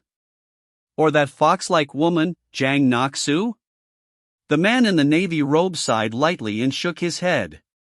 Ha! I didn't know that a woman of strange appearance who flowed in from who knows where would be so rude. It seems you haven't learned anything properly. What did you say? No matter how rude and uneducated you are, you can at least read vernacular script, right? Hey, who's being rude here? If you don't know it well, you'd better learn it quickly. It's a script that you can read and write without difficulty in half a day. What are you talking about all of a sudden? Before she could finish speaking, the man in the navy robe grabbed Ji-young's hand. What the H? Just as Ji-young was about to shout, she felt something in her hand. The man in the navy robe had secretly handed her a small scroll. What you need will be inside, so open it carefully. It's written in vernacular script, so you can read it without difficulty. Vernacular script? I heard His Majesty forbade it. Surprised by the sudden turn of events, Ji-young muttered to herself, and the man in the navy robe uttered something even more surprising. Surely His Majesty wouldn't punish the Queen that much? She said that if you want to live, you should remember the contents of that secret order. The Queen! Surprised by the unexpected word, Ji-young couldn't say anything more. If it's the Queen, it must mean the King's wife. That person sent me a message? But why?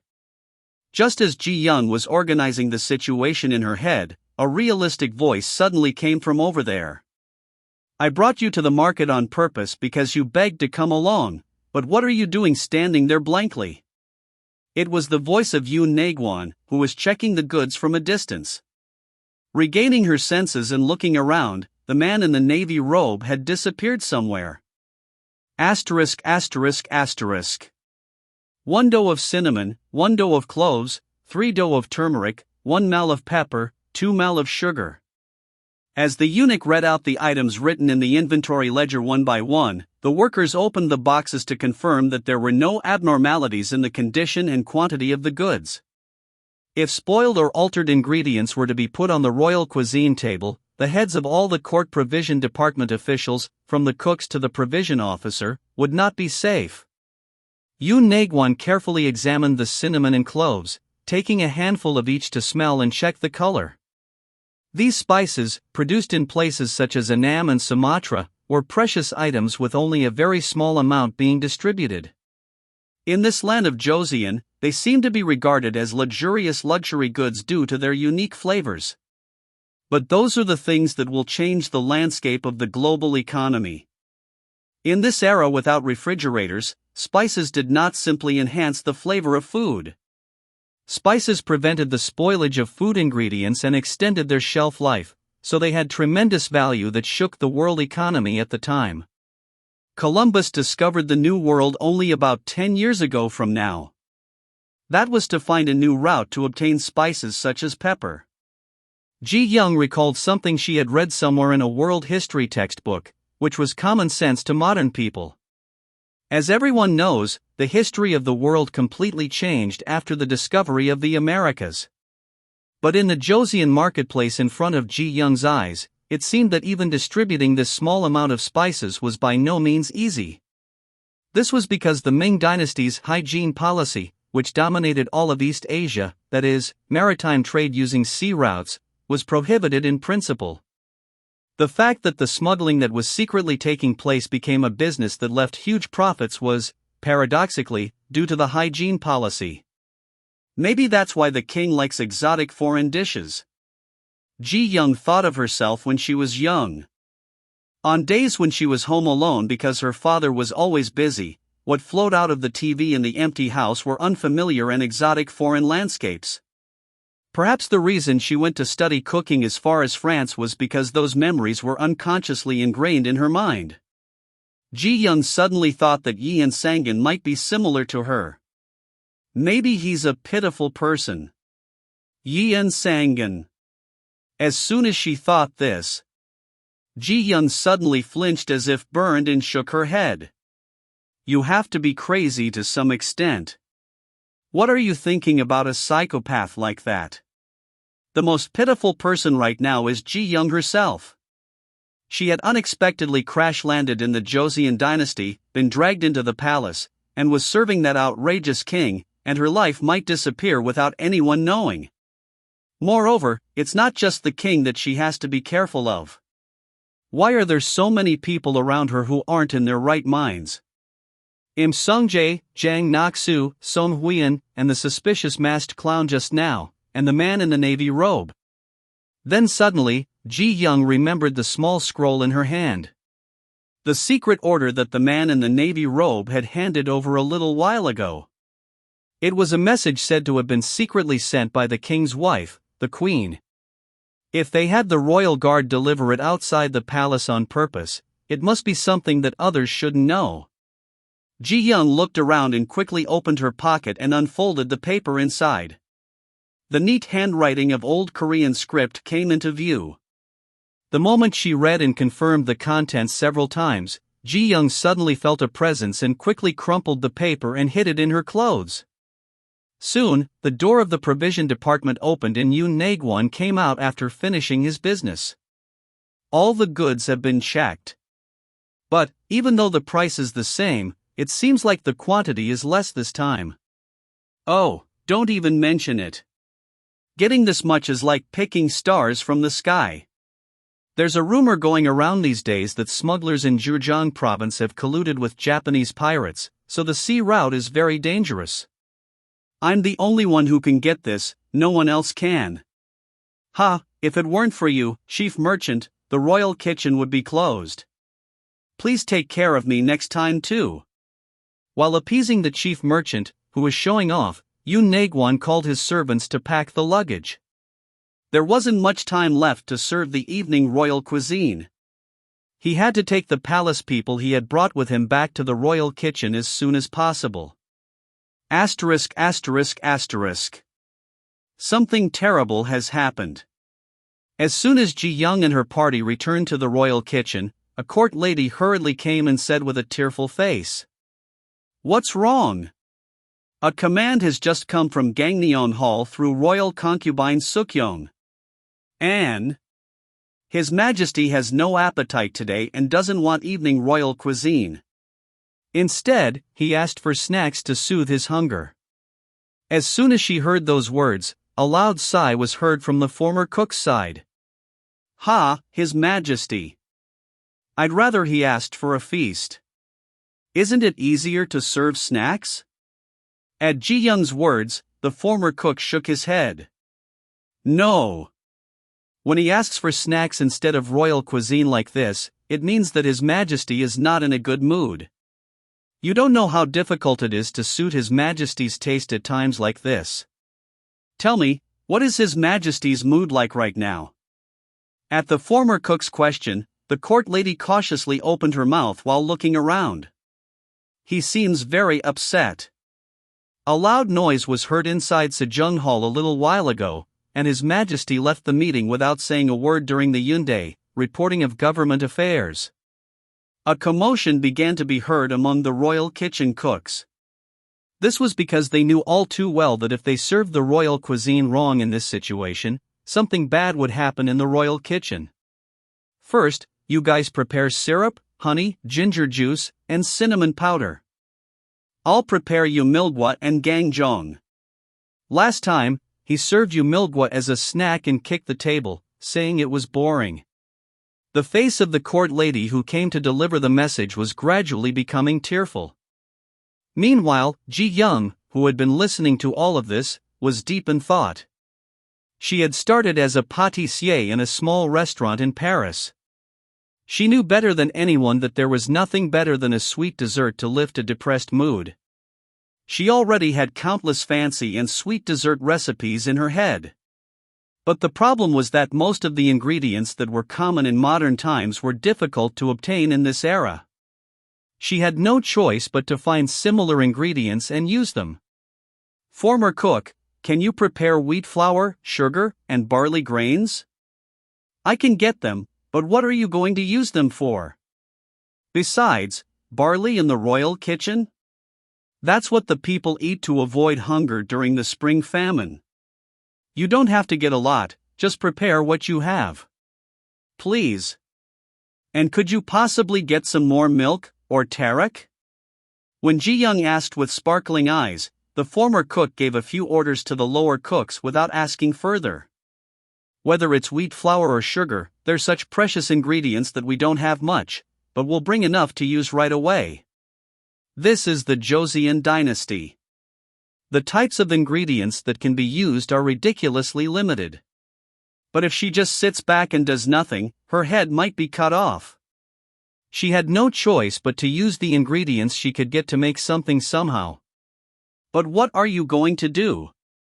I think I can make a dish that can lift His Majesty's spirits. Beyond the former cook's bewildered expression, Ji-young's eyes sparkled. Chapter 18, Tiramisu, 1. His Majesty is leaving. Amidst eunuch Jang's long, echoing voice, Yeonsan-gun strode out, his red dragon robe fluttering. His footsteps were heavy with anger and excitement. As soon as he stepped out of the Office of State Affairs, Yeonsan-gun flung off his traditional hat as if throwing it away and shouted, "Am I truly the supreme ruler of this nation? Is this my nation, or my late father's?" Eunuch Kim Chio-sun, his hair as white as snow, carefully picked up the royal headdress that had fallen to the floor. He had served no less than 7 kings since the time of Sejong. A cautious voice flowed from this experienced eunuch, truly a living relic of the palace. "Your Majesty, the ministers merely look up to the late king's achievements in establishing the laws of the nation. Then should we just follow the laws of my dead father? Why am I even here in this nation? Your Majesty must protect and care for the people of this nation with the laws established by the late king." "Enough, Chio-sun. I have followed you like a teacher since I was young, but if you say one more word from now on, I will not forgive you either."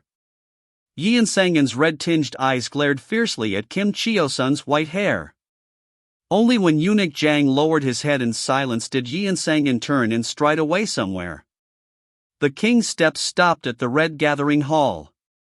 It was the residence of the flourishing Clear, the courtesans selected from the 8 provinces, and the location of royal concubine Jang Naksu's chambers. It was the only place where Yeonsan-gun could relax in the palace, where they constantly bothered him with precedents and laws. My head is spinning." As soon as he entered the chambers, Yeonsan-gun threw off his dragon robe and collapsed onto the bed, which was lavishly decorated with silk blankets and cushions. As if waiting for this, royal concubine Jang Naksu, Yeonsan-gun's beloved concubine, began to stroke Yeonsan-gun's head as tenderly as a baby. Could the faint smile on her face be due to the confidence that this man, feared by the entire nation, was in her grasp? "Your Majesty, I will tell them to bring up the evening royal cuisine. How would it be if I were to be your Majesty's dining companion this evening? I have no appetite. I have no appetite today." Yeonsan-gun frowned at the mention of the royal cuisine table. Even he, a notorious gourmet, seemed to lose his appetite on days when he was under extreme stress. In that moment, Naksu's lips twisted into a strange curl. Something akin to instinct whispered to her, who had clawed her way up from the bottom of the courtesan house. Perhaps now was the perfect opportunity to completely eradicate the lingering unease in her heart. Then, how about offering a special delicacy to change your Majesty's mood instead of the royal cuisine? A delicacy? Isn't there a foreign child who recently entered the royal kitchen? Perhaps the child might offer a dish that will please your Majesty. Leave it. I have no interest. How can the supreme ruler of the nation skip a meal? That will not do. Is anyone out there? Yes, your ladyship. The voice of the head court lady, who was always waiting outside the door, was heard. Go and tell the royal kitchen. The evening royal cuisine is not needed, but instead, bring a light meal that can soothe His Majesty's empty mood. Yes, I will convey the message.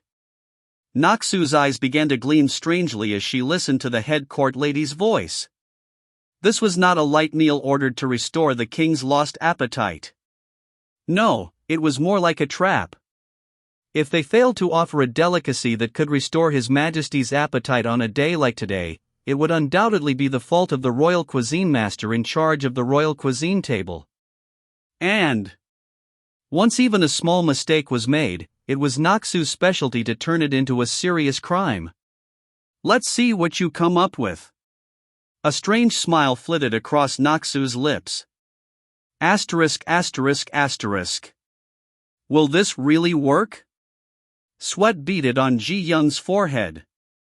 The royal kitchen was filled with steam rising from the cauldrons. She had collected the cow's milk used to make milk porridge separately, and was gently simmering it in a cauldron over low heat. When the milk was moderately lukewarm, Ji Young dropped a few drops of vinegar into it. What in the world are you doing? Head chef John, who was watching the scene, tilted his head as if he couldn't understand what was happening. It had only been a short while since they had received the order to offer a special dish to change the king's mood instead of the evening royal cuisine. In a situation where they should be mobilizing all sorts of delicious things, Ji Young was now doing something he had never heard of before. Just wait a little longer. As Ji Young said that and stirred the warmed milk, a white substance began to rise in clumps, like mixing mud. That's it. The protein inside the milk is starting to coagulate. As time passed, the milk would now separate into sediment at the bottom and a transparent part floating on top. This was the first step in making cheese, the separation of curd and whey. In modern manufacturing methods, it is common to use an enzyme called rennet, but a similar phenomenon occurs even when using an acidic substance, that is, vinegar. Head chef John's eyes widened as if something vaguely came to mind as he watched the scene. See, could that be what they call cheese? I have only heard about it from my predecessors, but this is the first time I have actually seen it. It looks like making tofu. That's right, it's like tofu made from cow's milk. Cow's milk tofu. I've never seen anything like this before. Jang Jiam, who had been carefully observing Ji Young's actions from the side, also showed a clear expression of surprise. In fact, it wasn't that there was no cheese-making method in Joseon at all. After dairy processing methods were transmitted to Goryeo through the Joseon Dynasty, the tradition remained faintly until the early Joseon period. However, it seemed that the technique had been lost at some point due to the difficult environment for dairy farming. Jang Jiam and head chef John both said they've never seen it before, so Yeonsan-gun definitely hasn't eaten it either. While the sediment in the milk was settling, Ji Young began to make a separate dough by mixing flour with a little sugar and salt. She also did not forget to check the viscosity by scooping up the flour dough with chopsticks from time to time. This is flour made from dwarf wheat, a native Joseon species. It lacks stickiness and is crumbly, so it may not be suitable for general Western cuisine, but it will be better for today. Ji Young chose a small earthenware pot, filled it with the dough, and pushed it deep inside the weakened furnace. Her intention was to use the furnace like a Western-style brick oven. Fortunately, the size of the royal kitchen's furnace is large, so I think I can use it like an oven. While the dough was baking inside the furnace, Ji Young began to roast barley grains on a well-heated griddle. Sizzle! As the barley grains were roasted to a dark brown color, a savory and unique aroma filled the royal kitchen. What kind of dish is she trying to make right now?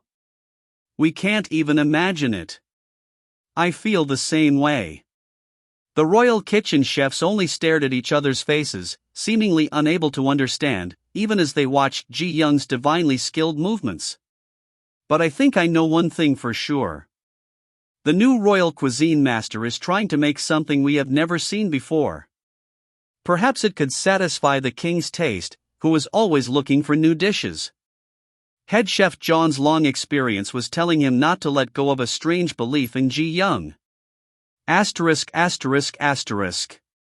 Your Majesty, the light meal has been brought up. As Ji Young, holding the small table, arrived in front of the chambers of the Red Gathering Hall, the court lady kneeling before it announced in a low voice. Soon, a clear female voice was heard from inside the paper door, where a red lantern was emitting a soft glow. Bring it in. An unfamiliar voice. How could she forget that chilling voice that had shaken the royal kitchen? As the sliding doors slid open to both sides, the first thing that caught her eye was Jang Naksu sitting on the bed. She was wearing only her inner skirt without a jacket. Her white shoulders and collarbone were exposed.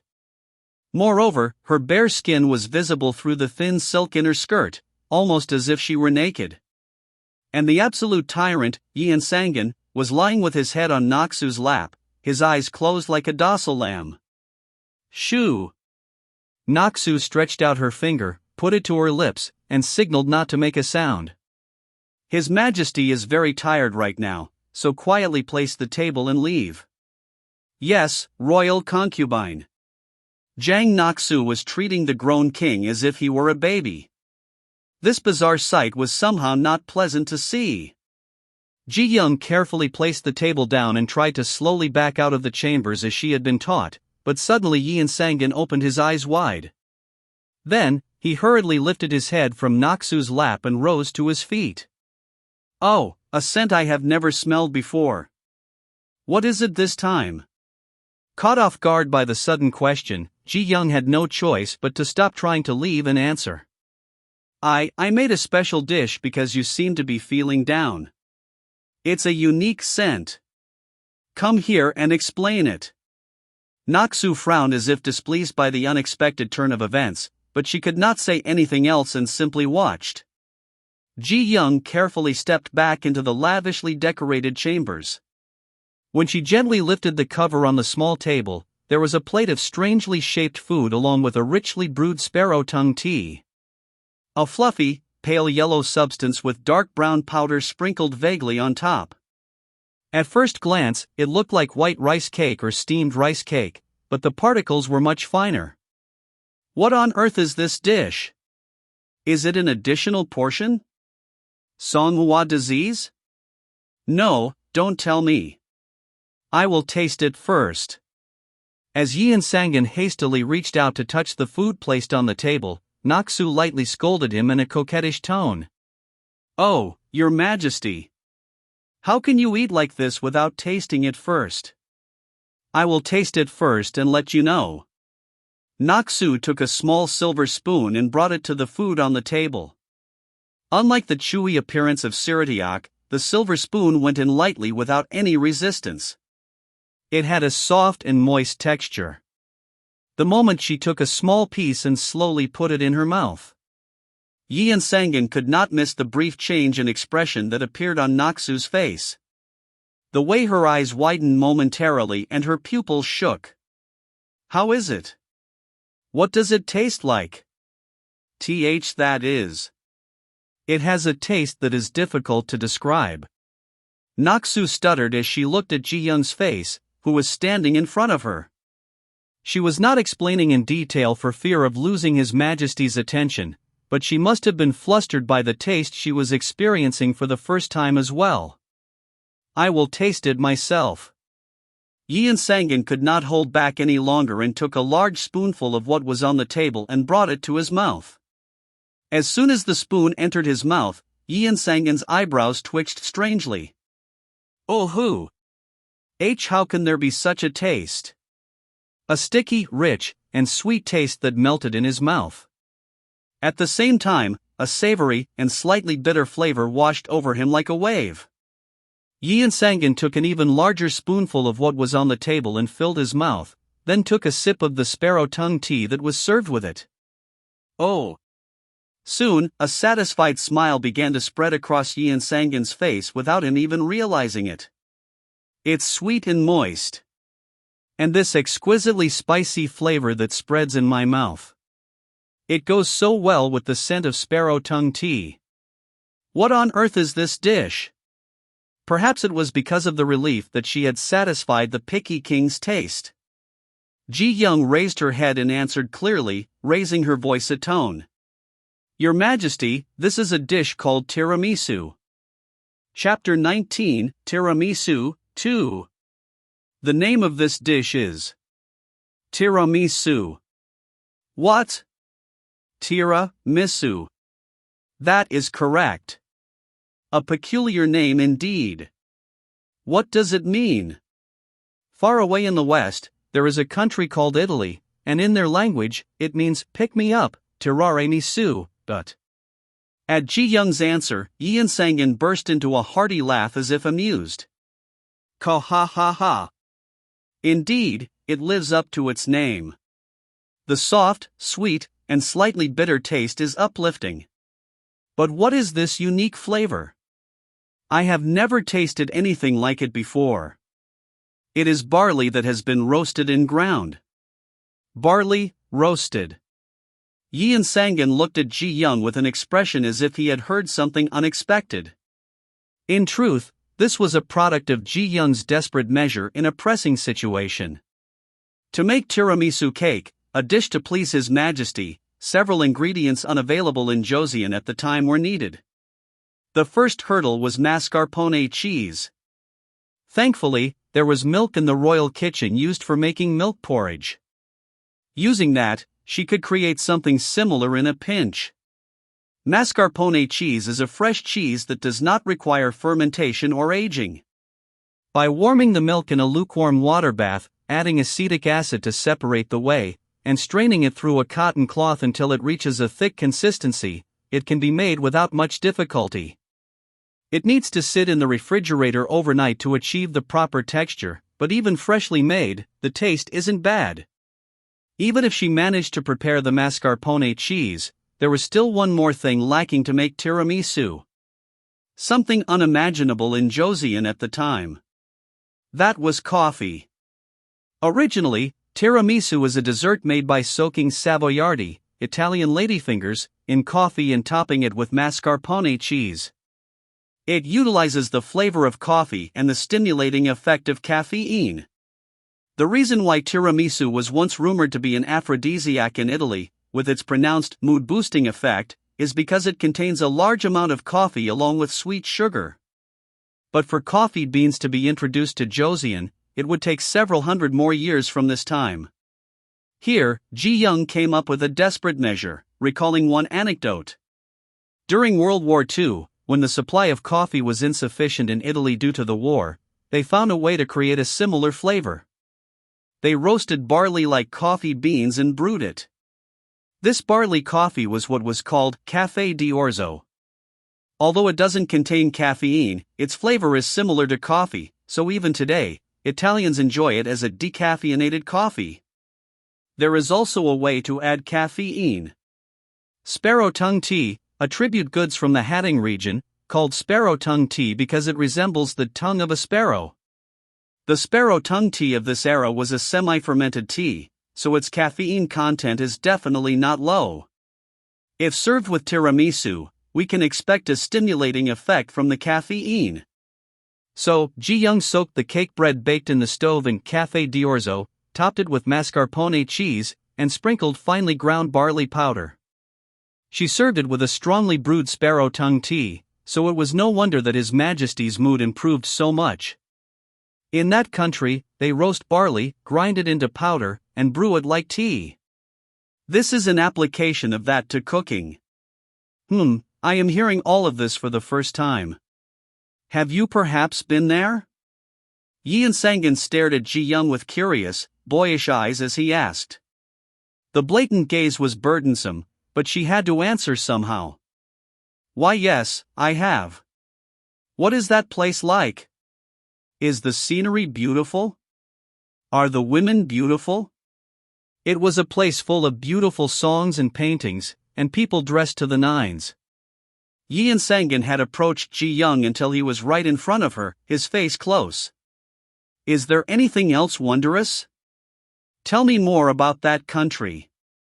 What is the music like? What is the food like? Ji Young couldn't bring herself to meet Yeonsan-gun's face, which was so close. It felt as if a cruel and violent, yet beautiful beast of prey was smelling its quarry. Thump, thump, thump. Ji Young's heart beat incessantly. It was at this moment that Jang Naksu intervened, making a flirtatious sound. Your Majesty, if you have finished your meal, the royal cuisine table should be cleared. It is not proper to linger too long with an empty table. Naksu spoke in her uniquely coquettish voice, pulling on Yeonsan-gun's arm. But on her face was a forced smile, barely concealing the rising displeasure. It was no wonder. His Majesty's mood, which she couldn't easily soothe, had melted away in one go after eating that bizarre Western cake. Moreover, the interest was not only in the food but was shifting to the woman who made it. Seeing that, a strangely twisted emotion was rising from somewhere within Naksu's heart. Naksu was not one to silently suppress that emotion. Her innately cunning nature was what had allowed her to crawl from the bottom of the marketplace to this position. Was it at that moment that something flashed like lightning in Naksu's mind? "Your Majesty, eating this dish makes my heart ache. How is the royal consort in the Queen's residence doing?" Yeonsan-gun, who had been staring intently at Ji-young's face, finally seemed to come to his senses and turned his head. "Did you say Queen's residence?"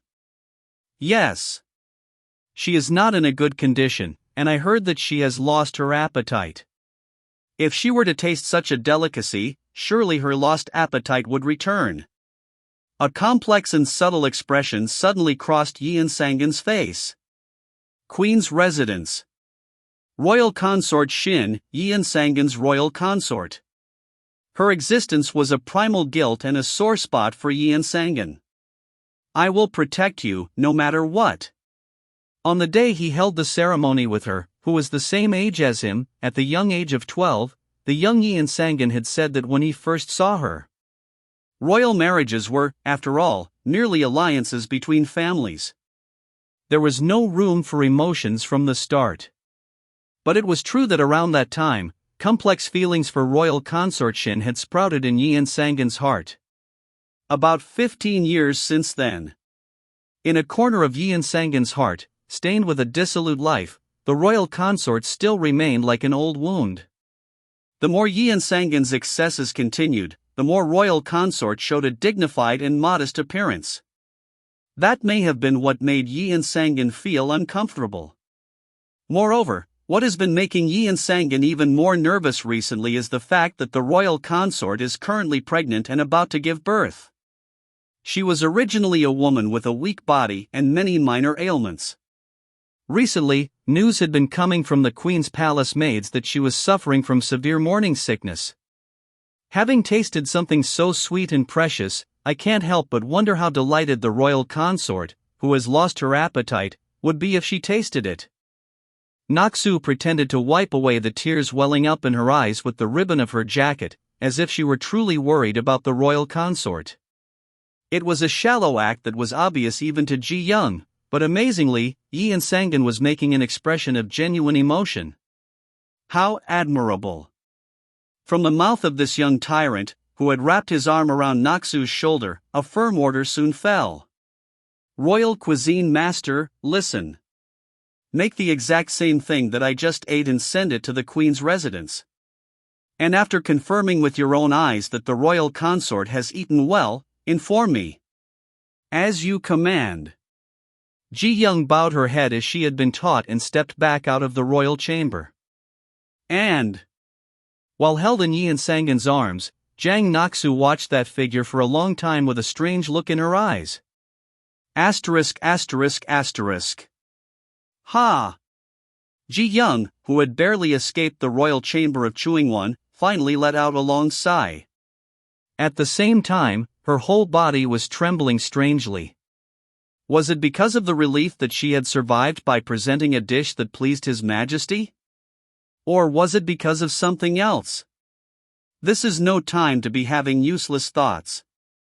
Ji-young shook her head to shake off the distracting thoughts. The priority was to make the tiramisu as His Majesty had ordered and take it to the Queen's residence. As she entered the royal kitchen, the royal cuisine master and kitchen maids, who had been anxiously waiting inside, finally let out sighs of relief and began to stir. The fact that Ji-young had walked back on her own 2 feet meant that the royal cuisine table had been successful. "I thought I was going to be attending a funeral today, I was so nervous," Royal Cuisine Master John said with a fuss, but Ji-young still had a face that said she had things left to do. "We've put out the immediate fire, but His Majesty has ordered us to send the exact same dish to the Queen's residence." "Ha? Did he really order us to send the royal cuisine table for the Queen's residence from here?" A light stir occurred again within the royal kitchen. The royal kitchens of the palace were not one. The royal consort's meals were, in principle, prepared separately in the queen's residence royal kitchen. Moreover, at this time when the royal consort was pregnant, that distinction became even stricter. So, for Ji Young to present the royal consort's royal cuisine table was not only against the law but also inappropriate. But one could not disobey His Majesty's command. Don't worry and just prepare it as we did earlier. If it satisfied His Majesty's picky palate, what worries could there be no matter where it's presented? Besides, the royal consort is a person of gentle character, so there shouldn't be any big problems. Royal Cuisine Master John soothed the royal kitchen staff and began to prepare the ingredients again. I've never met the royal consort before. Is she perhaps not feeling well? At Jang Jian's naive question, who had just become a court lady, the other court ladies clicked their tongues and answered. TSK. What are you saying?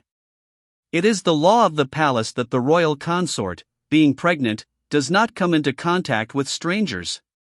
Besides, you must never talk to the people of the queen's residence without permission. If royal concubine Zhang finds out about that, then... Ugh, I don't even want to imagine it. The court lady shuddered as if it were terrible. Hearing those words from the side, Ji Young suddenly recalled what she had experienced in the marketplace this afternoon. The navy-robed man who identified himself as a royal guard. And the small scroll that man had placed in Ji Young's hand. He said that scroll was a message sent by the royal consort. After grasping the situation up to this point, Ji Young suddenly felt a chill run down her spine. The one-line vernacular script that she couldn't understand when she read it in the marketplace. She now realized what it meant. Our royal cuisine master. It's an emergency. There's an ingredient that you absolutely must get right now. At this hour, you're saying there's an ingredient that we need right away? At Royal Cuisine Master John's question, who was making a bewildered expression, Ji Young nodded with a desperate look in her eyes. If we don't have it, not only me but probably the entire royal kitchen will face severe punishment. At the same time, a building located behind His Majesty's residence. Queen's Residence, the name of the Queen's residence in Gyeongbok Palace. In the deepest room of the deep royal palace, a young woman dressed in white was sitting calmly, embroidering on silk. She was probably in her late 20s. Her white and clean face was as delicate, elegant, and beautiful as a doll made of porcelain. But it was also a face that was difficult to know what was inside. Perhaps it was because she bore the destiny of a queen, who must never reveal her emotions to the outside world, even while going through all sorts of hardships. The young lady of the prestigious Jio Changshin clan, the daughter of former chief state councilor Shin Sung-seon. And Yeonsan-gun's royal consort. Royal consort Shin. Is anyone outside? Yes, Your Majesty. No sooner had the royal consort finished speaking, indifferently, while embroidering red thread on white silk, than the answer of the head palace maid, who had been waiting outside the door, returned. The royal consort continued to speak calmly, without taking her eyes off the needlework. Light up the courtyard. I have a feeling that a guest will be arriving soon.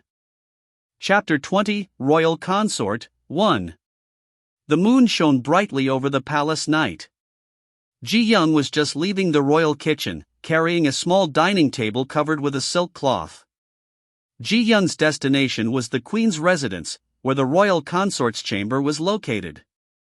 Anxious not to be late, she hurried around the corner of the stone wall when suddenly a figure popped out in front of her. Eek! Thud! Ji Young, startled by the sudden collision with the stranger, let out a shriek and lost her balance. At the same time, she saw the small dining table in her hands flying into the air, as if in slow motion. No! She flailed her arms, but it was a futile gesture. Ji Young couldn't bear to watch the catastrophe and squeezed her eyes shut. But the sound of the small dining table crashing to the ground, which should have followed, never came. She cautiously opened her eyes and saw the stranger who had suddenly appeared effortlessly catching the small dining table. What are you doing? Watch where you're going. Ji Young shouted at the person, as if trying to hide her surprise. I could say the same for you, not being careful. The voice was annoyingly nonchalant, yet somehow familiar. Only then did she notice the colorful striped sleeves and the red vest worn over them. And, instead of a face, a red drunken clown mask covered the head. Why, you're the one I saw at the market during the day. She could see a playful glint in the eyes visible through the eyeholes of the mask. Ah. I apologize for what happened then. I'm just a lowly performer, so I act like one. How did you get in here? This was the palace where the king resided.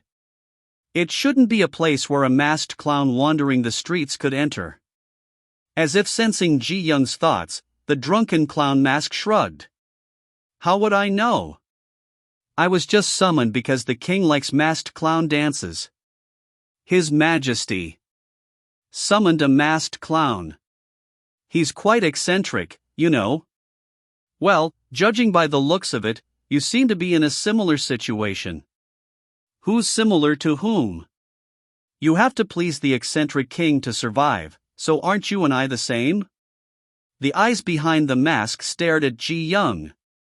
Deep, dark eyes that seemed to hide many stories.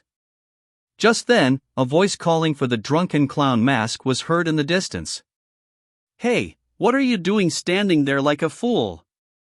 Are you already chasing after court ladies? Looking in the direction of the voice, a group of masked clowns who seemed to be his companions were waiting for the drunken clown mask. Wasn't this on its way to be delivered? The man in the drunken clown mask abruptly held out the small dining table. Only then did she remember that she was hurrying to deliver the royal cuisine table to the queen's palace. Ji Young snatched the small dining table, trying not to show her embarrassment. Well, I hope I never have to deal with you again. Ji Young said sharply and walked away quickly with the small dining table. I don't know the palace grounds very well yet, but that seems to be the way out of the palace. That's none of your business, is it? He was right, actually. She was so flustered that she had lost her way. But she didn't want to look foolish in this situation, so Ji Young deliberately put on an even more sullen expression. Then the masked clown slowly lifted the mask from his head. As the hidden face gradually began to appear in the moonlight. Ha! It's a completely different feeling than I expected. What she saw was gentle eyes, a sharp nose, and a sleek jawline. He was too handsome to be thought of as a masked clown wandering the streets. But even more impressive was the strange atmosphere emanating from his face. The freedom that only the lowest class could possess, but with an underlying air of unknown dignity. With that face of strange contradiction, the masked clown suddenly blurted out. Well, you never know. Whether it's my business or not. What do you mean by that? The masked clown gave a cheerful smile. We'll be seeing each other often, so let's not bicker. We should help each other out since we're in similar situations. Are you always this presumptuous? Suddenly popping out, suddenly interfering. Well, that's what we masked clowns do. At that moment, the masked clown's companions called out to him again from a distance. Gong-gil, what are you doing not coming here? Did you get possessed by a ghost who fell and died in the outhouse? Why are you in such a hurry? I'm coming. The man called Gong-gil replied loudly to his companions and turned back to Ji Young. Those bastards keep nagging me. I'd like to talk more, but I have to go. Then, Gong-gil covered his handsome face with the ugly drunken clown mask again and bowed with a playful gesture. I had a time again. Ji Young stared blankly for a moment at Gong-gil's figure dancing away. Gong-gil? Could it be? Gongil, Yeonsangun's masked clown? Was that man that Gongil? After standing there blankly for a while, Ji-young finally realized her situation and hurried towards the queen's residence. And in a dark corner, there was a shadow quietly watching all of this. ******. The next day. The atmosphere in the palace was unusual from the morning. Perhaps it was because she saw the royal physicians hurrying towards the queen's palace. Ji-young put aside the anxiety that had sprouted in a corner of her heart and calmly prepared the ingredients for the royal kitchen. But it wasn't that she didn't sense the storm that was about to come. Clatter. As if to prove her premonition, the royal kitchen door was thrown open roughly. At the forefront was Chu-wul, the supervising court lady of the inner court. Behind her followed the court ladies of the inspection department and 2 or 3 military officers from the royal guard. Head cook John was the first to greet them with a bow. "What brings the supervising court lady here? I heard that the evening royal cuisine served to the Queen's palace last night came from this royal kitchen for the king. Is that correct?" "That's right. Since this concerns an incident that occurred in the Queen's palace, the inner court will be conducting an investigation. Please cooperate." Before the answer could even be finished, the court ladies of the inspection department began rummaging through the royal kitchen's crocks, sacks, and measuring containers. What is the meaning of this? When the royal kitchen staff tried to stop the uninvited guests who had barged in without warning, the military officers from the royal guard drew their swords. Clang! The royal kitchen staff couldn't help but step back at the sight of the blue blades. It seemed that something serious was happening. What kind of investigation is this all of a sudden? Is it okay to act so recklessly in a place where royal cuisine is prepared for the king? When Ji-young raised her voice, Chu-wul, the supervising court lady, retorted with a cold face. "The royal consort fell ill suddenly last night and is in critical condition. Shouldn't we check what went into the food that was served in the evening? What on earth?" Just as head cook John was about to step in and question her. "I found it." A voice was heard from one of the court ladies of the inspection department who was searching the royal kitchen. There, a bag of white wheat flour that had been used yesterday was placed. Chu-wul strode towards it and unhesitatingly took a pinch of the white powder with her fingers and licked it. Was it just her imagination, or did she sense a faint smile on her face? Wheat flour. It's the finest wheat flour made from top-quality wheat offered from Gyeonggi province. When head cook John explained about the white powder, Ji-young added from the side. It was one of the ingredients used yesterday for the royal cuisine served to His Majesty. I saw His Majesty enjoying it. Is there a problem? So, this wheat flour was also used for the one served to the Queen's residence? What are you trying to say? Ji-young's voice was about to rise, as she had been displeased with the supervising court lady's rude attitude since earlier. Suddenly, the royal kitchen door opened and another group of people began to enter. She could now recognize who the person at the front was just by the sound of their footsteps. Jang Nok-soo. As she entered the royal kitchen with a strange smile, Ji-young could sense that another storm of bloodshed would sweep through this place. Let's hear what the story is from now on. Nok-soo turned her head towards the person who was following behind her. There stood an official in a miscellaneous affairs uniform, his hair white, trembling. The royal physician who just finished examining the royal consort at the Queen's residence will surely be correct. Royal physician, please tell us the royal consort's condition as it is. The white-haired royal physician, trembling like an aspen, cautiously opened his mouth, looking around.